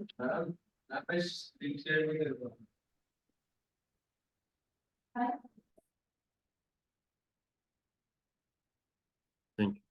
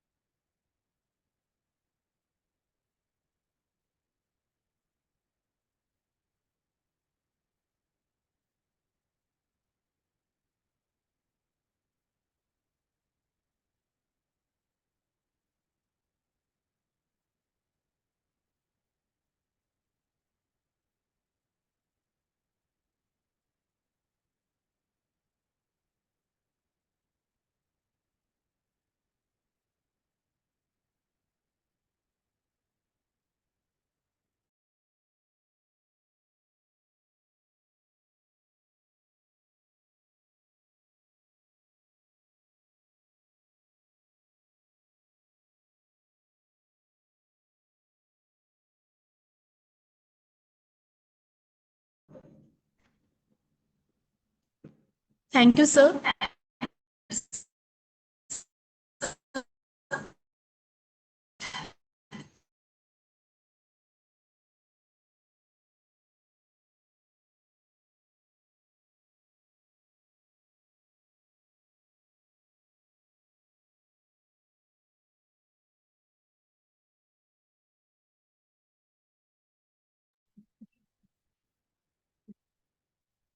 Good afternoon to one and all present here. I am Anya Kaila on behalf of Department of Electronics and Communication and Engineering, Amity School of Engineering and Technology, Amity University, Noida. Feel honored to welcome you all on the first day of 11th International Conference on Signal Processing and Integrated Network, SPIN 2024. I also wish to extend a warm welcome to all the delegates and paper presenters present here. It is our pleasure to have a Dr. Puneet Sharma as the session chair in SPIN 2024. I would like to invite Ms. Shikha Badla to present a sapling to Dr. Puneet Sharma as a token of our appreciation.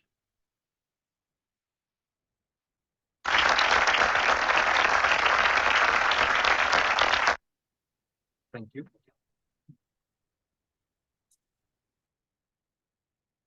Dr. Puneet Sharma is a highly accomplished professional with a robotics background in computer science and engineering. At present, he serves as an associate professor and associate dean cloud computing and develops in the School of Computer Science and Artificial Intelligence at SR University, bringing over 11 years of teaching and research expertise to his role, and worked as assistant professor of Amity University and SMR ISD Delhi NCR. Dr. Sharma earned his PhD in computer science and engineering from Amity University, UP, and hold a MTech degree in computer science and engineering from SRM University in Tamil Nadu, India, which he attained in 2013. His academic journey also includes a BE degree in computer science and engineering in Tamil Nadu, India, awarded in 2011. In addition to his academic, Dr. Sharma holds a regular diploma certification in network protocol engineering, obtained from an university in 2010. I would now like to request Dr. Puneet Sharma to please chair this session. Sir, would you like to call me the paper presenters, or would you like to do it by yourself? Actually, thank you for your introduction. Thank you, Vinay. I don't have the name sheet, the paper ID, so it's better if you can take the names one by one paper IDs. Now I would like to call upon the paper presenters. Before starting the presentation, I request paper presenters to complete their presentation in 10 minutes. Now I would like to call the presenter from the paper ID 325 to present their paper. Hello, good afternoon all. Shall I share my screen?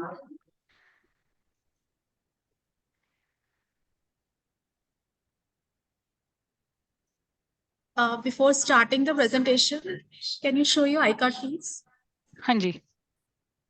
Is it visible?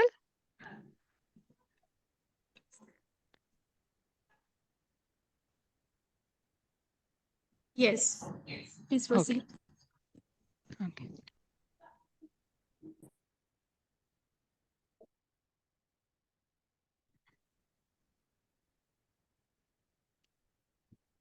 Use F5. Use F5. Okay.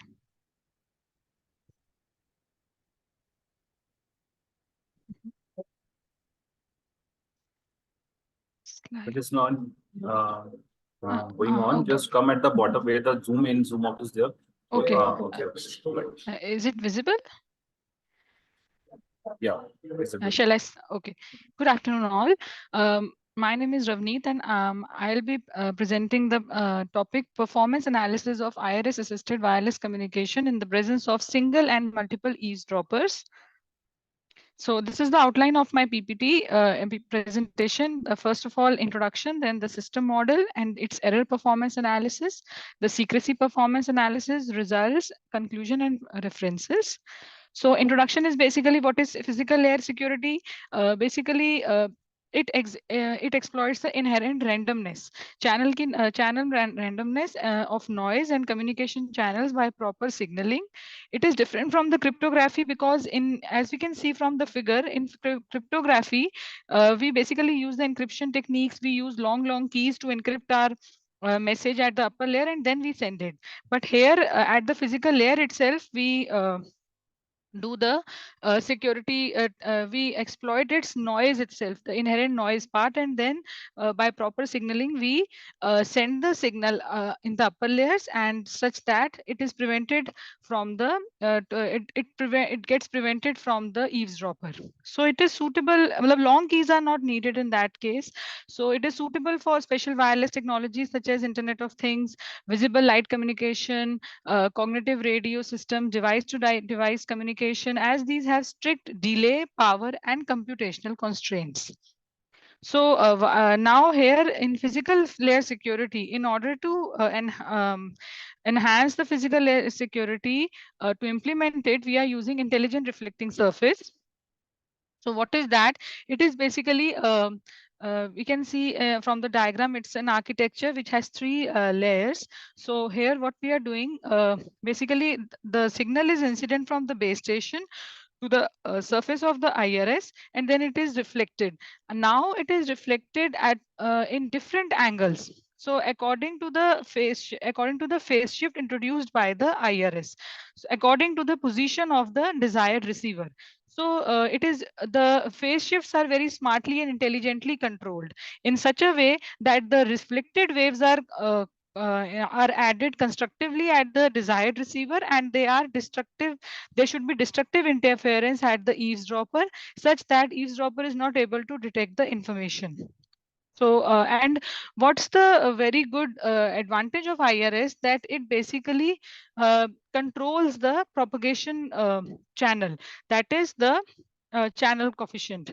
So now the aim of the paper is that we are considering relay fading, and we are using the single input, single output system, and we are optimizing the IRS.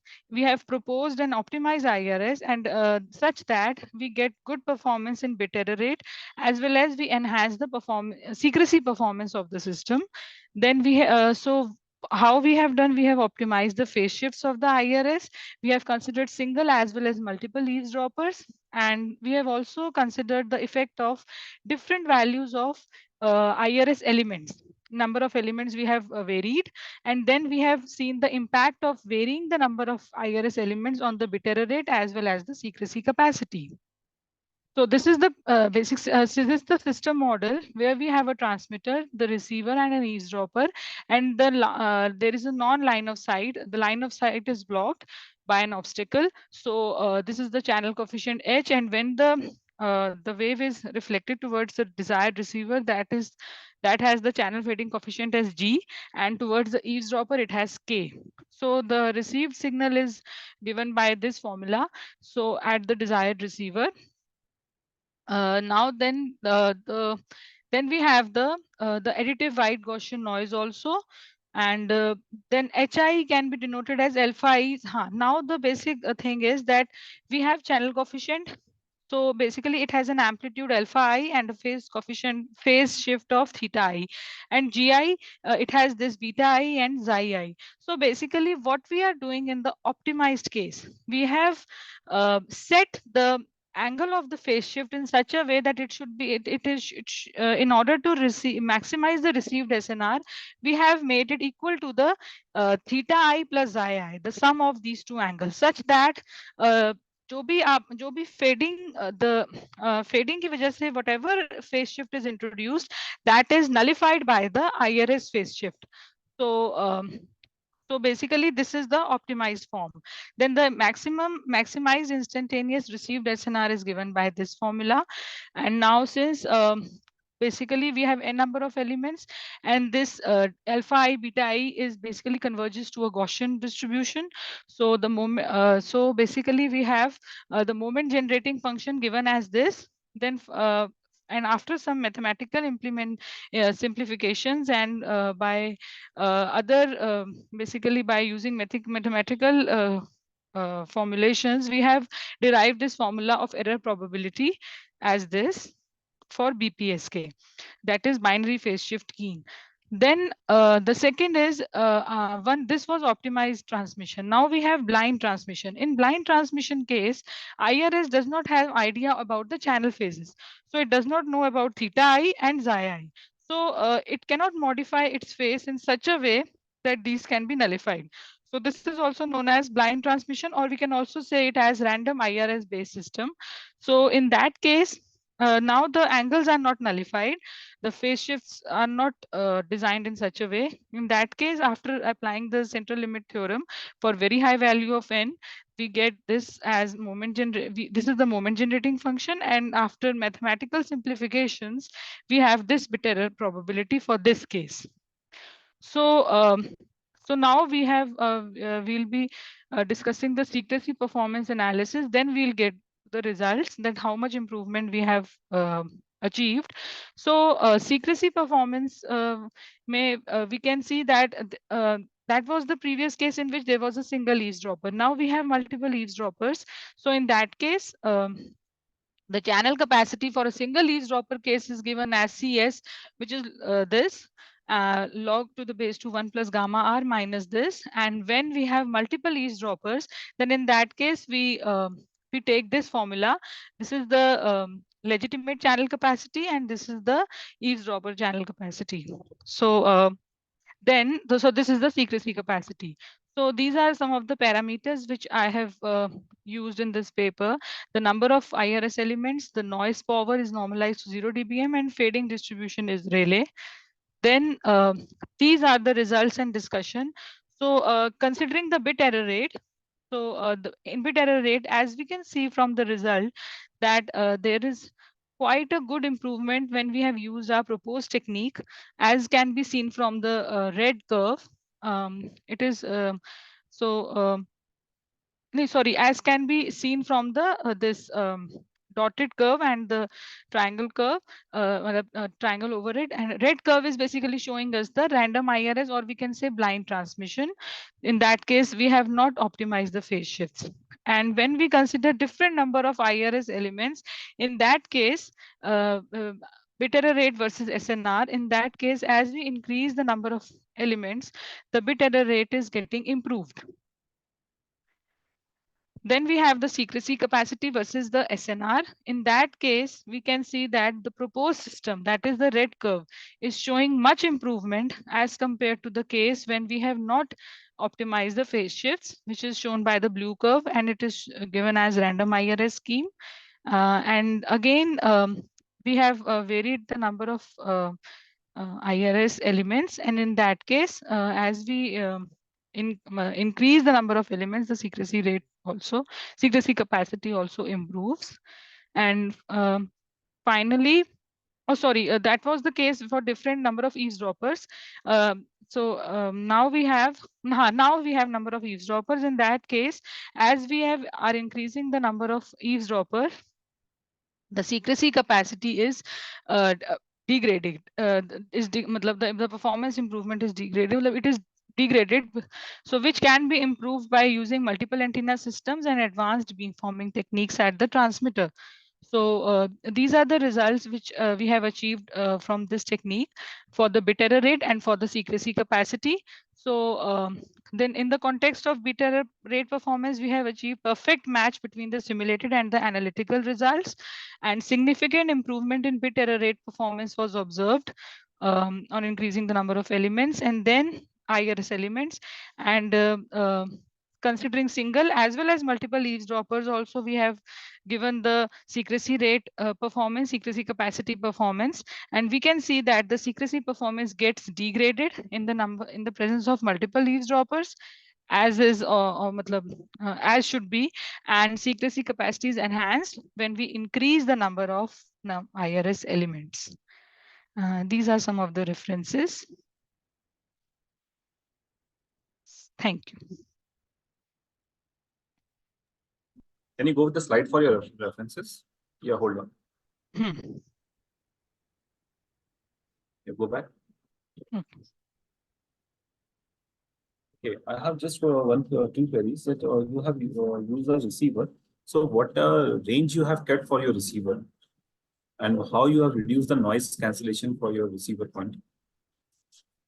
Regarding the noise part, we have not much. Basically, noise. The role of noise we have not considered much in this case.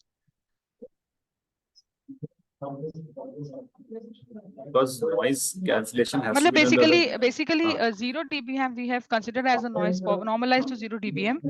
So basically you are considered on the standard level. You haven't filtered it out, right? no, I have not. Filter I have not आपने used. filter नहीं किया है, आपने बस हाँ जी. normally use कर लिया. हाँ जी.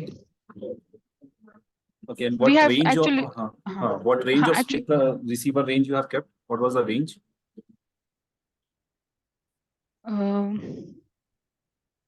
For transmitter, suppose you have used the transmitter. So which range distance you have used for this transmitter? What is the H you are coming to slide? Like from transmitter, it is coming to IRS. So H, what is the distance for this? Okay, okay, distance wise. Okay. Distance location, we have considered it exactly at the center of the transmitter and the receiver. So that max and minimum positions have not been checked. Right? Actually, location of IRS we have not considered in this case. In both, okay. in blind transmission also in optimized suppose when the signal comes, so some in the center of the point, the signals may be very strong, but taking at the initial level and the end level, the signals may drop. So, and along with the noise, so there will be destruction of the noises. So that point you can, if you consider, your paper will be much more better. Yes, sir, yes. Because everywhere from you will not be able to get from the center point, because you have considered the best point of action that where you can get the data and the results, but you should check the minimum and the maximum limit also. Okay, okay. Basically, you are saying position of IRS should also be varied. Yes. क्योंकि होता क्या है generally अगर आप minimum point और maximum point नहीं check है तो लॉस हमेशा मिनिमम पॉइंट और मैक्सिमम पॉइंट में भी हो सकता है. I'm saying at the initial level and the max level. So after that, if you check that, then you can get accurate results, and all three means best, average, and the minor. You can take the three average, and then you can calculate the result, and then you can get a accurate approx result. Oh. Okay, sir. I'll surely consider it. Yes, this way you can do the extension of this work. Yes, sir. Yes, sir. Sure, sir. You can note it down and you can do the extension of this work, and you can go for the general paper of from this spin conference. Yes, sir. Thank you so much, sir, for your suggestion. Yeah. Next, please. Thank you. I request the paper presenters to complete their presentation within 10 minutes. Now I would like to call paper presenter, paper ID 372 to present the paper. Thank you.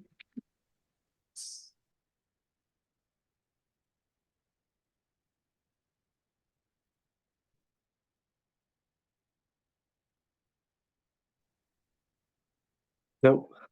Hello.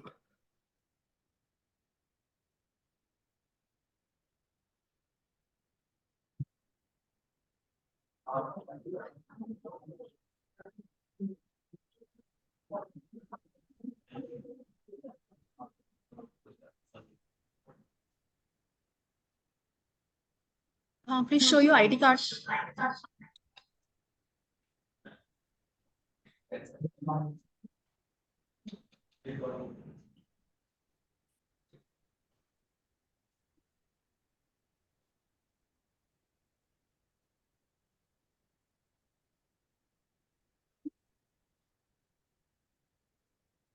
Yeah, please fulfill your basic requirements and then start.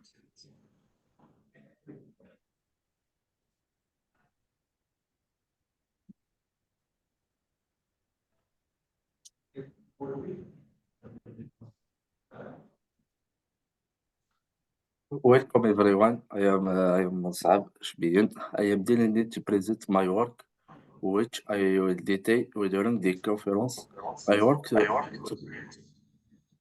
topic is advanced ultra-wideband MIMO antenna with bandwidth and high efficiency performance for 5G. And during our time together, we will explore the key findings and conclusions. I have drawn from their study. I have structured the presentation at 4 axes. It's beginning with an introduction for 5G technology, followed by their discussion for 5G antenna. Afterward, I will delve into the step and the result of the work I conducted under the title of antenna design and simulated results and diversity performance. Finally, we will conclude the presentation. 5G technology. 5G technology is the latest generation of wireless communication network. It provides fast data speed, low latency, and increased capacity compared to its predecessors. With 5G, users can enjoy seamless connectivity and improved performance for various applications, including streaming, high definition video, online gaming, and Internet of Things device. The 5G contributes to the ongoing development of industry such as healthcare, transportation, and manufacturing, fostering innovation and creating new opportunities for contacts and communication. The advance of 5G technology necessitates antenna with terminal to process capability, include performance for spatial scanning of the radiation pattern. It presents severe design challenge that need to strike a balance between technology consideration and commercial requirements such as cost effectivity, compact size, efficient radiation antenna gain, broad performance, and other factors. 5G antenna. 5G antenna play a crucial role in advancements on communication technology, ushering in the next generation of wireless system. And at present, Please requested to please show your work what you have done. yes, It's requested to show your work what you have performed. Like introduction part you can skip, just show your what implementation work you have done. okay.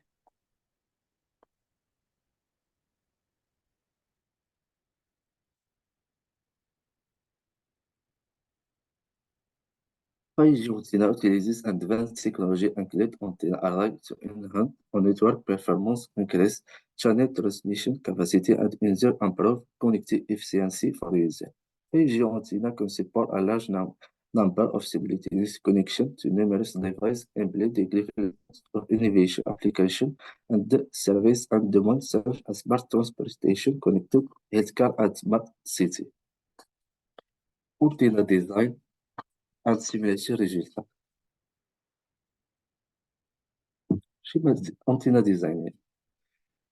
Schematic presents the complete design of the proposed ultra-wideband antenna operates within 24 to 32.5 GHz frequency range. The antenna first band is 21 mm 11 mais utilisé un jeu RT de 5886 strats with a thickness of 0.8 mm and a relative permittivity of 2.2 and a loss tangent of 0.009. The pratique proposes of two éléments. Propose two éléments ultra-wideband movement antenna. A, front view, et B, bottom view. The patch antenna est designé using the high frequency structure simulator CST.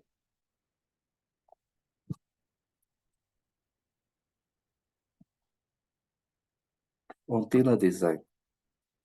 Antenna tab optimize design parameter of the proposed ultra-wideband movement antenna. Evaluation of the antenna.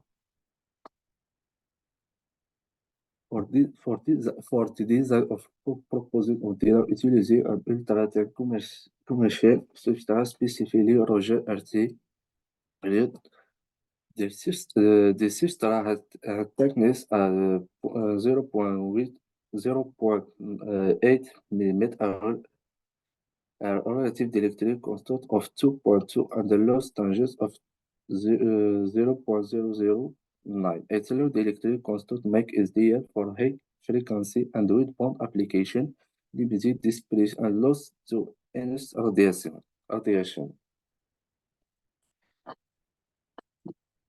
Figure design evaluation of the ultra wideband MIMO antenna A2, A3. Simulated results.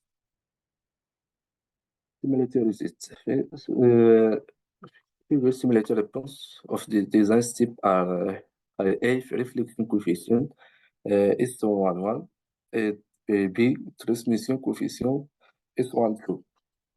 The approach the antenna impedance properties and cover a wide frequency range. The two elements in it were designed through a series of parametric study, employing the unset fit technique and as a partial ground plan, and depicted and the final design stage. Antenna 2 and 3. The simulated result of the S parameter for each stage are shown in figure 2. It then dB impedance modulates spans of border range of 23.48 GHz to 42.3 GHz with acceptable isolation between the port exits is 29.25 dB. Diversity performance. Radiation cam and radiation pattern. Figure simulated 3D radiation pattern at 28 GHz. GAN is a parameter used to access the performance of a ultra-wideband MIMO antenna.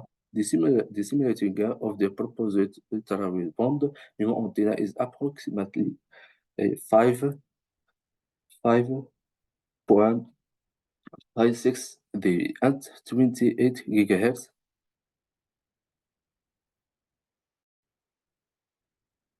The simulated to the radiation pattern of the ultra-wideband MIMO antenna designed to operate at 28 GHz are shown in figure.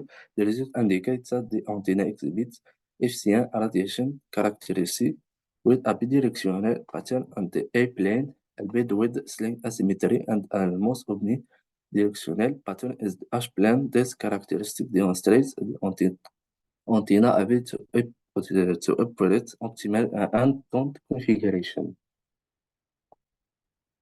Efficiency. The efficiency of the ultra-wideband MIMO antenna as a function of frequency illustrated in figure. The proposed antenna exhibits good radiation efficiency across the design desired band, reaching a maximum value of 93%. Figure ultra-wideband antenna efficiency.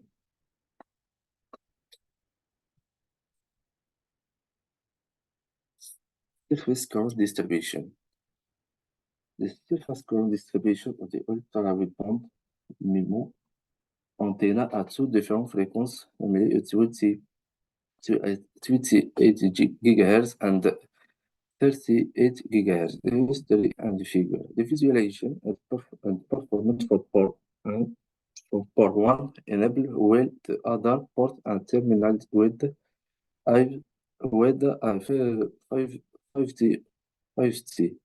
Impedance demonstrates that the current density is mainly concentrated around the feed and line. The P of current density measure 257 at 28 GHz and 182 at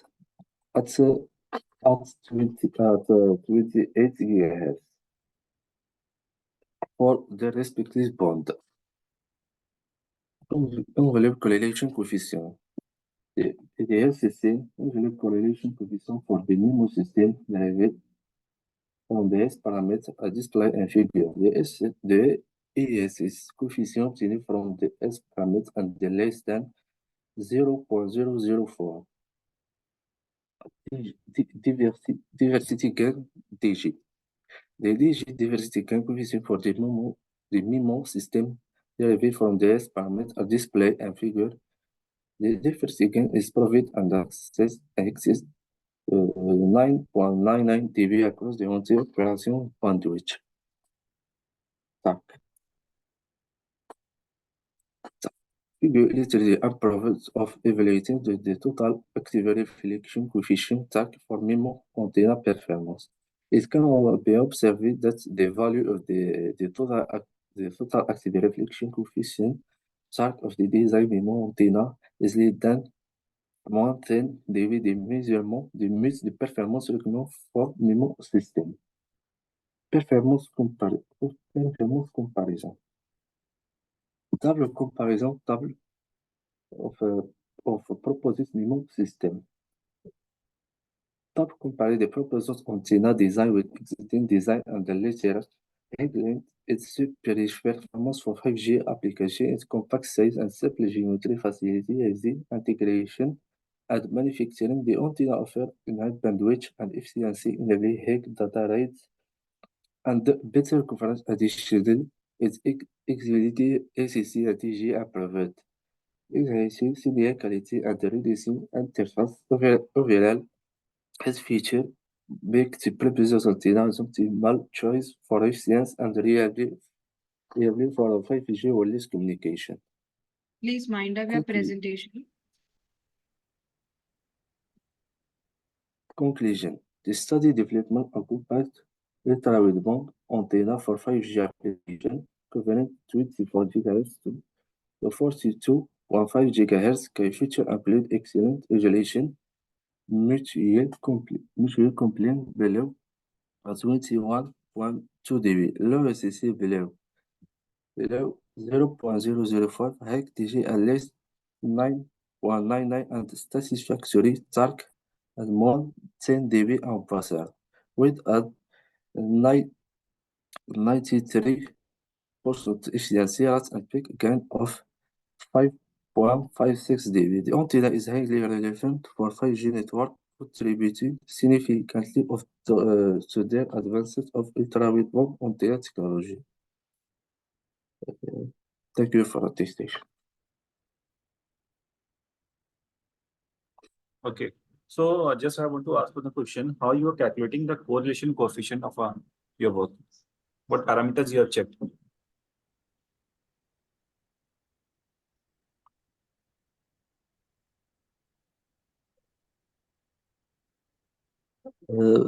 This top parameter of the proposed ultra-wideband antenna.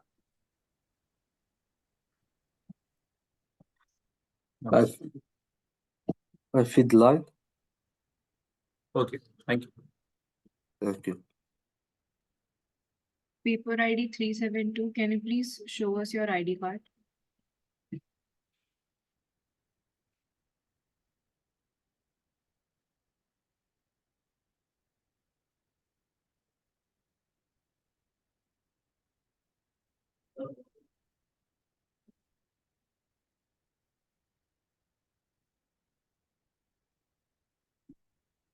I repeat, please show us your ID card. Wait. Yeah.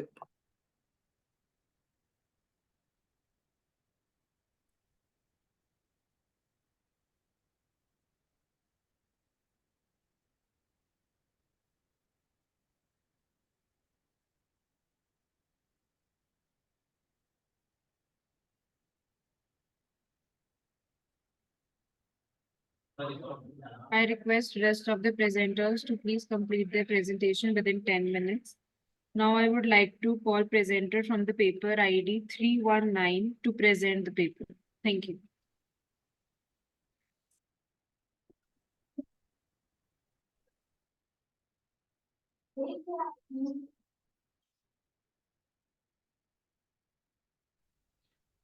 I hope my ID card is visible. Okay, thank you. Can I share the screen now?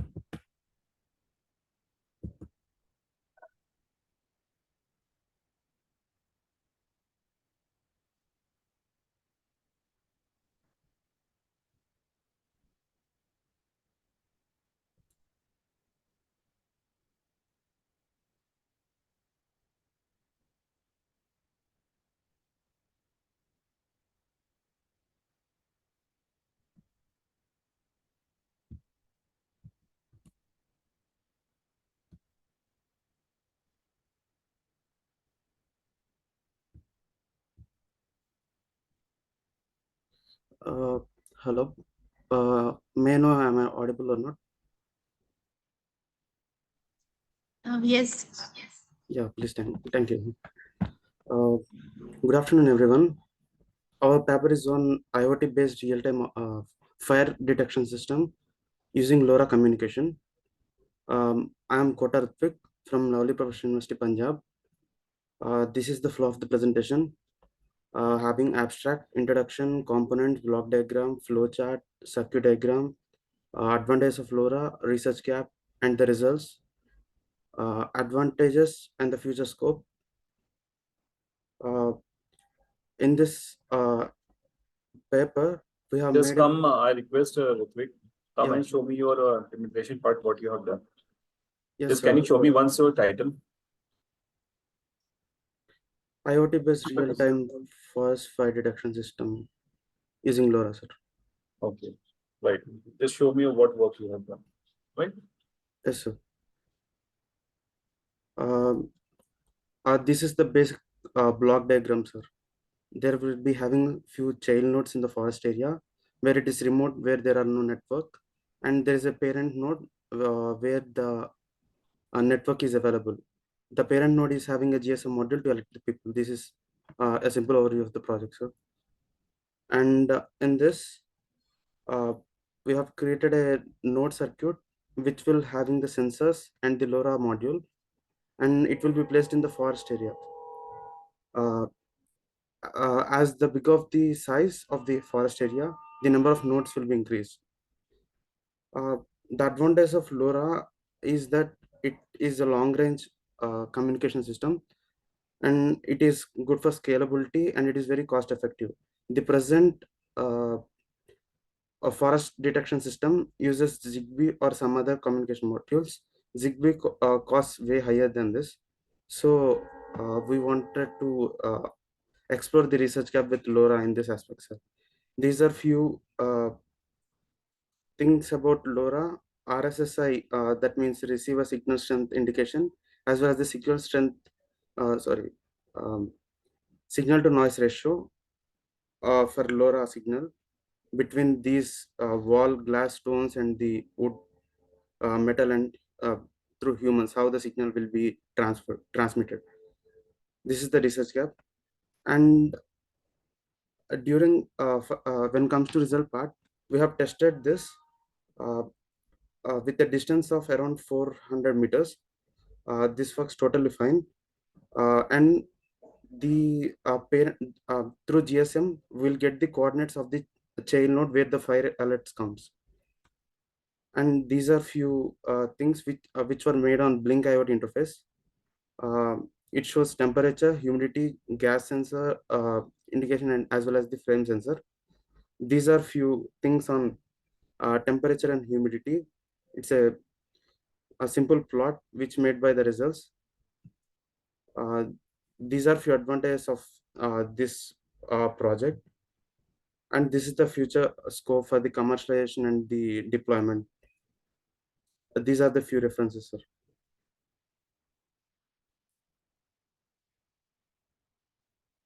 Have you checked the minimum level of your LoRa? We haven't checked the minimum, sir, but the LoRa is capable of sending signal up to 5 kilometers experimentally. Is there any direction dedicated to that LoRa to get the receivers signals, or at any direction it will at any angle it will get all the signals? At any angle, sir. Have you checked all the angles, all the way possible angles? Yes, sir. We firstly we have gone to some north direction, some side, to 200, 300 meters, and we have checked in east and west directions as well. We have checked in 3 places. Right. Okay. Thank you. Thank you, sir. Sir, May I ask you a question, please? Yeah. Yes. With the permission of chair, I would like to ask one question. I am Dr. Vig. First of all, introduce myself. Your project is very interesting, but two things very important. One is in the forest, Yes. there is a signal problem. So how you compensate that? And another thing, why you particularly focusing on forest? And third thing, when the fire occur, how you protect your device? You should work on these three questions, please. And if you have an answer, please tell. Yeah, sir, I might not able to answer at this point, but I'm having answer for a few things. I might not protect the device, but I can protect the forest, which is more important than the device, right, sir? But if but with the fire, if your device is not able to, send the signal, how you protect your, forest? Sir, Primary thing is when the fire occur, your device, how you protect that device. I mean, once fire occur, these sensors and these processors get burned out. yes, They are sir. not able to send the signal. Yes, sir, So of course. so how you have to first of all pinpoint that thing, how you Okay, protect that. Another okay, sir. thing in the forest, the major problem is signals. Signals we don't have everywhere. Sir, Yeah. the thing is that in LoRa we don't require any mobile signal or this But tower but signal. but for operating your processor, that whatever you have used, ESP, whatever, it Yes, sir. need Wi-Fi signal to operate. Sir, we can make it online or else we can make it offline. If we are having a network signal, like anything like that, we can make it directly online. Okay, right. But think about these 3 points, which will make your project more more pronounced. Yes, sir. Okay, Yes, sir. Thank you. Thank you for the input, sir.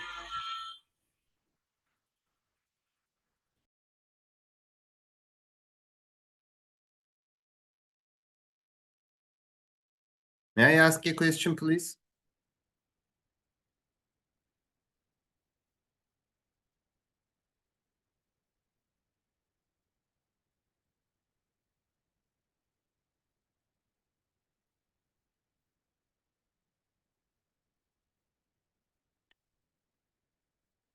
Mr. Rutwig?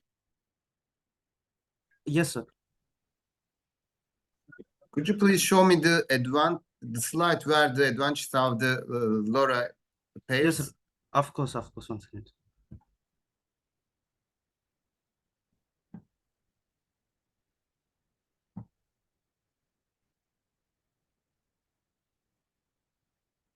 Yes, sir. I hope you can see the screen. Actually, I am far away from this subject, but I have read some papers about this technology. How about the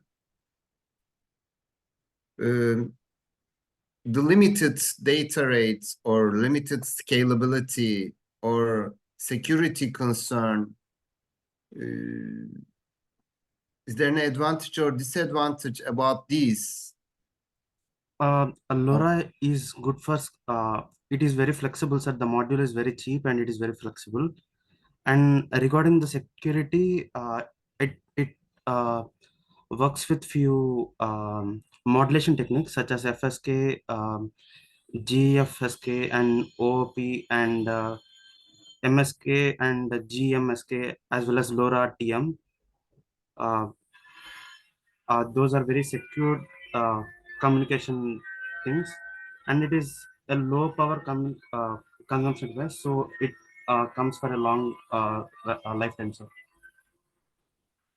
How about the data rates? The data rates supported by LoRa is relative low or high compared to the other wireless technologies? I'm not aware of that, sir. I will be checking after this. I mean, you know that LoRa technology is designed for low power and long range communication, which means it's A low data rate. sacrifices data rate for longer transmission distance, right? Yes, sir. I mean, I think that the maximum data rate supported by LoRa is relatively low compared to the other technologies. Probably. Yes, sir. Yes, sir. Okay. Thank you, sir. Thank you. Congratulations. Thank you, sir.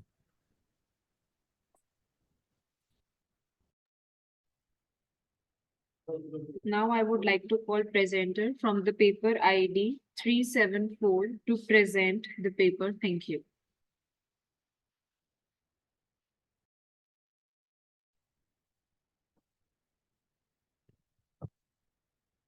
Yes, good afternoon to everyone. So let me share my screen.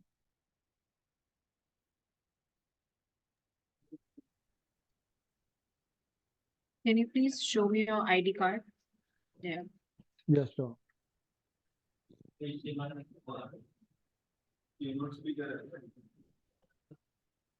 Thank you.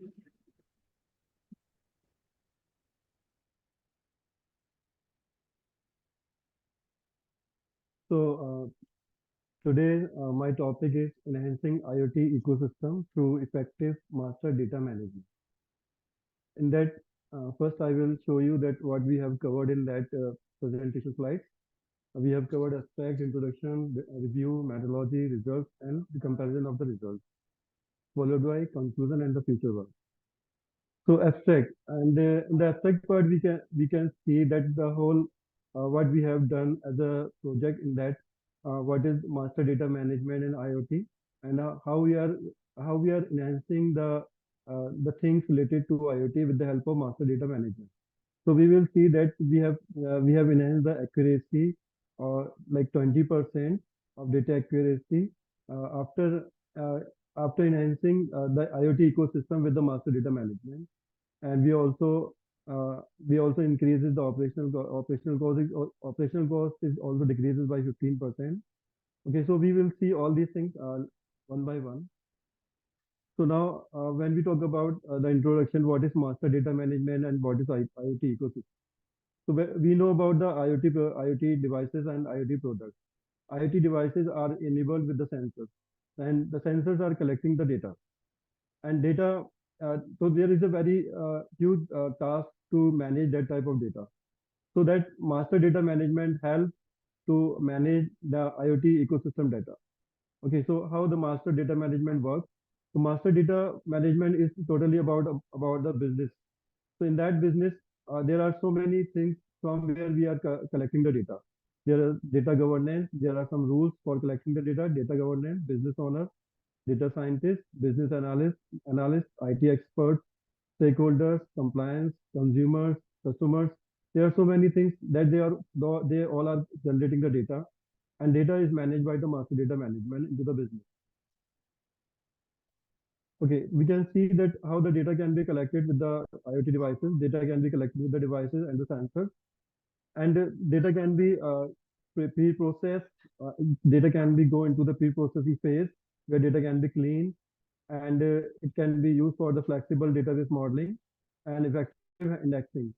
Then data processing is required access of the management of the data, query optimization, aggregation in terms of data transmission of the IoT data management. So we have conducted the literature review, how the master data management is helping IoT ecosystem for managing the data of the IoT devices. Okay, we have summarized that all these things into the table related to the key findings and their contribution with the research gap. And now we will talk about the methodology, what we are using. So in that, in our process, we have compared the pre-master data management phase with the post-master data management phase in the IoT ecosystem. So we have seen that before applying the master data management with the IoT devices, what we are achieving after applying the master data management technique into the IoT device. You can see that there is an implementation of master data management framework, and that framework is related to the IoT. It is implemented into the IoT environment for the following things, like for the quantitative analysis. In the quantitative analysis, the data matrix. If we talk about the data matrix, what is data matrix? So data matrix related to the quantitative measurement that is used with the help of statistical tools to quantify the changes into the data accuracy, operational efficiency, cost reduction, decision-making speed, and scalability matrices. So that is related to the data matrices. What data matrices we have assumed before the master data management and after the data management. That is known as D and like this.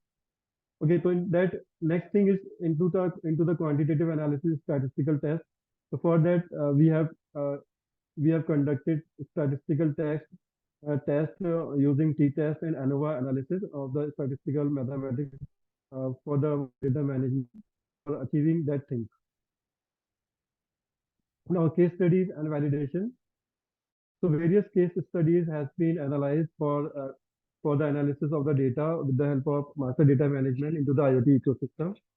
And we have also covered the ethical consideration related to the privacy and the consent and confidentiality of the data that is analyzed. And there are limitations. We have also considered the limitations that is related to the historical data, comprehensive historical data, external factors that are affecting the data practices, and generalizability of the findings beyond the specific IoT environment.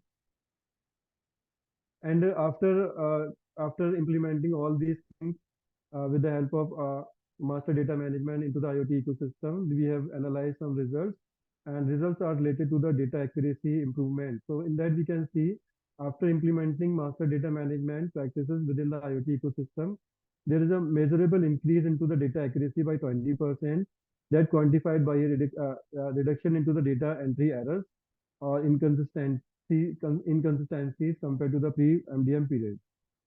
And when we talk about the operational efficiency enhancement, in the master data management implementation lead to 30% reduction into the time required for the data integration across the devices of IoT and IoT devices platforms, resulting in improved operational efficiency. That means it is improving the operational efficiency also. And when we talk about the cost reduction, we can see that after applying the master data management principles into the IoT ecosystem, we are able to reduce the cost by 15%, 15% into the business side of the IoT infrastructure. Now, when we talk about the decision-making speed, we can see that the decision-making speed is on the IoT data is reduced by 25%. That is enabling the faster responses of the real-time data analysis. Scalability improvement. With the data management implementation, the IoT ecosystem showcased a 40% increase into the scalability that is measured by the ability to handle higher volume of the devices and data without compromising the performance of the devices. So we have shown we are showing that into the table, that how the things are changed from pre-MDM implementation to post-MDM implementation. So that is, you can see into the table that before that it was 70%. Now after post-MDM implementation, it is going to be 90%. That is the data accuracy improvement. And in terms of operational efficiency, the time is reduced. That is, pre-implementation was 8 hours, and post-MDM implementation is 5.6 hours. And when we talk about the cost reduction, the cost is also reduced into the business process, and decision-making speed is reduced, and scalability is also improved by the following devices, like some 500 devices to 700 devices. That is the conclusion for research work that we have performed for the master data management for the IoT into the IoT ecosystem. That shows us that we are able to increase the accuracy, and we are able to reduce the reduction. We are able to reduce the cost, and we are able to increase the business in terms of business perspective.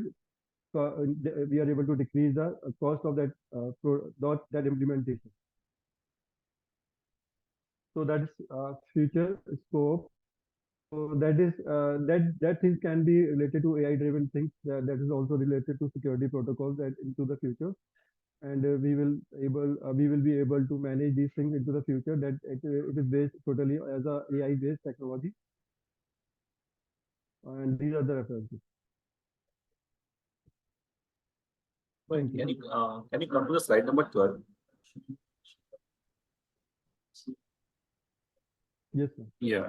In this, you are saying that you are reducing the operational efficiency.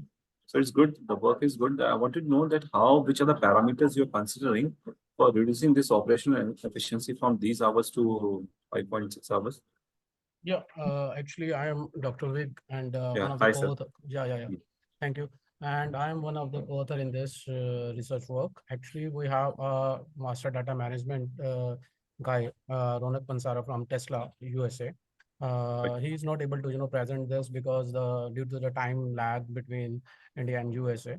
But the original work is carried out by him. He is a master data management resource person, and he has a primary data set over which he has done the research And then the quantified results are, we have a data set, the primary data set, where we, did some statistical mathematics and calculated these results.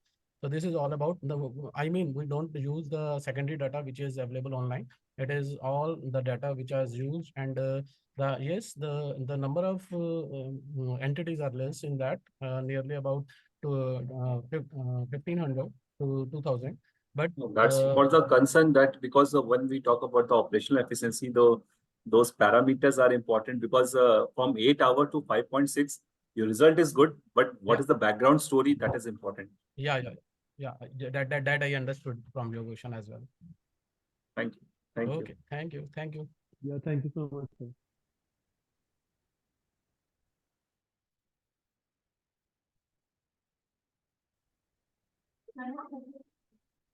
That was a Excuse final me. paper presenter.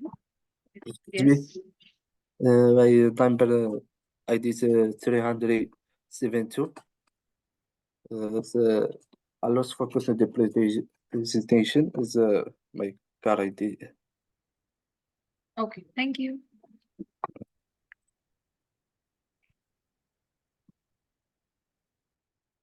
That was our final paper presenter. I want to thank each paper presenter who presented their papers on their hard work.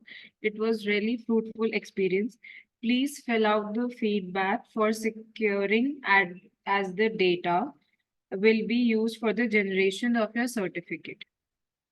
It's been a privilege to have you all today and make this session a success. Once again, Dr. Puneet Sharma, thank you for taking your time and valuable schedule and being a part of the Spin 2024.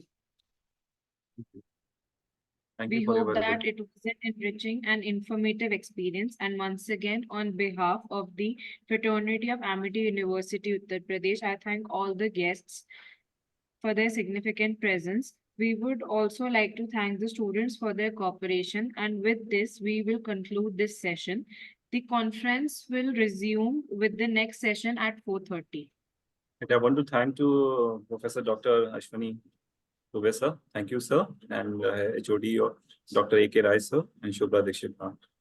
Yeah, thank you, Dr. Sorry for Puneet, the for joining inconvenience. us. I would like. Thank you, sir. Yeah, How are you, sir? Yeah, I'm good. I'm good. How are you? Oh, fine, sir. Yeah, the that's papers good. were really nice, and the paper 374, which we have reviewed for Pawan, sir, it was a very wonderful paper. Yeah. So it was interested with this work, and I think they can take it up. Thank you so much for the real feedback. Yeah, true, sir. And nice to connect with Ashwani Kumar, sir. Actually, I know your name, but we have not met physically. But yes, online now the word is growing, and no one far away from each other. So it's a nice organization. The way you organize it is very good, and I saw a couple of very good papers also presented in this. So this how we can Thank you, Dr. Thank you, Dr. Pawan, for joining us and presenting a paper. It was really a privilege for us also that we are creating some kind of platform where people can come across the globe and they can present. So nice to talk to you. Thank you so much. Thank you so much for presenting the paper and making this conference valuable. It's wonderful. Great. Thank you, sir. Thank you. Bye-bye. Thanks And all. one last question to you. Where you send your feedback link, where we have to fill it? Sorry. You said we have to fill the feedback link. So where it is? Have you sent it? Yeah, So one year. Dr. Sikha.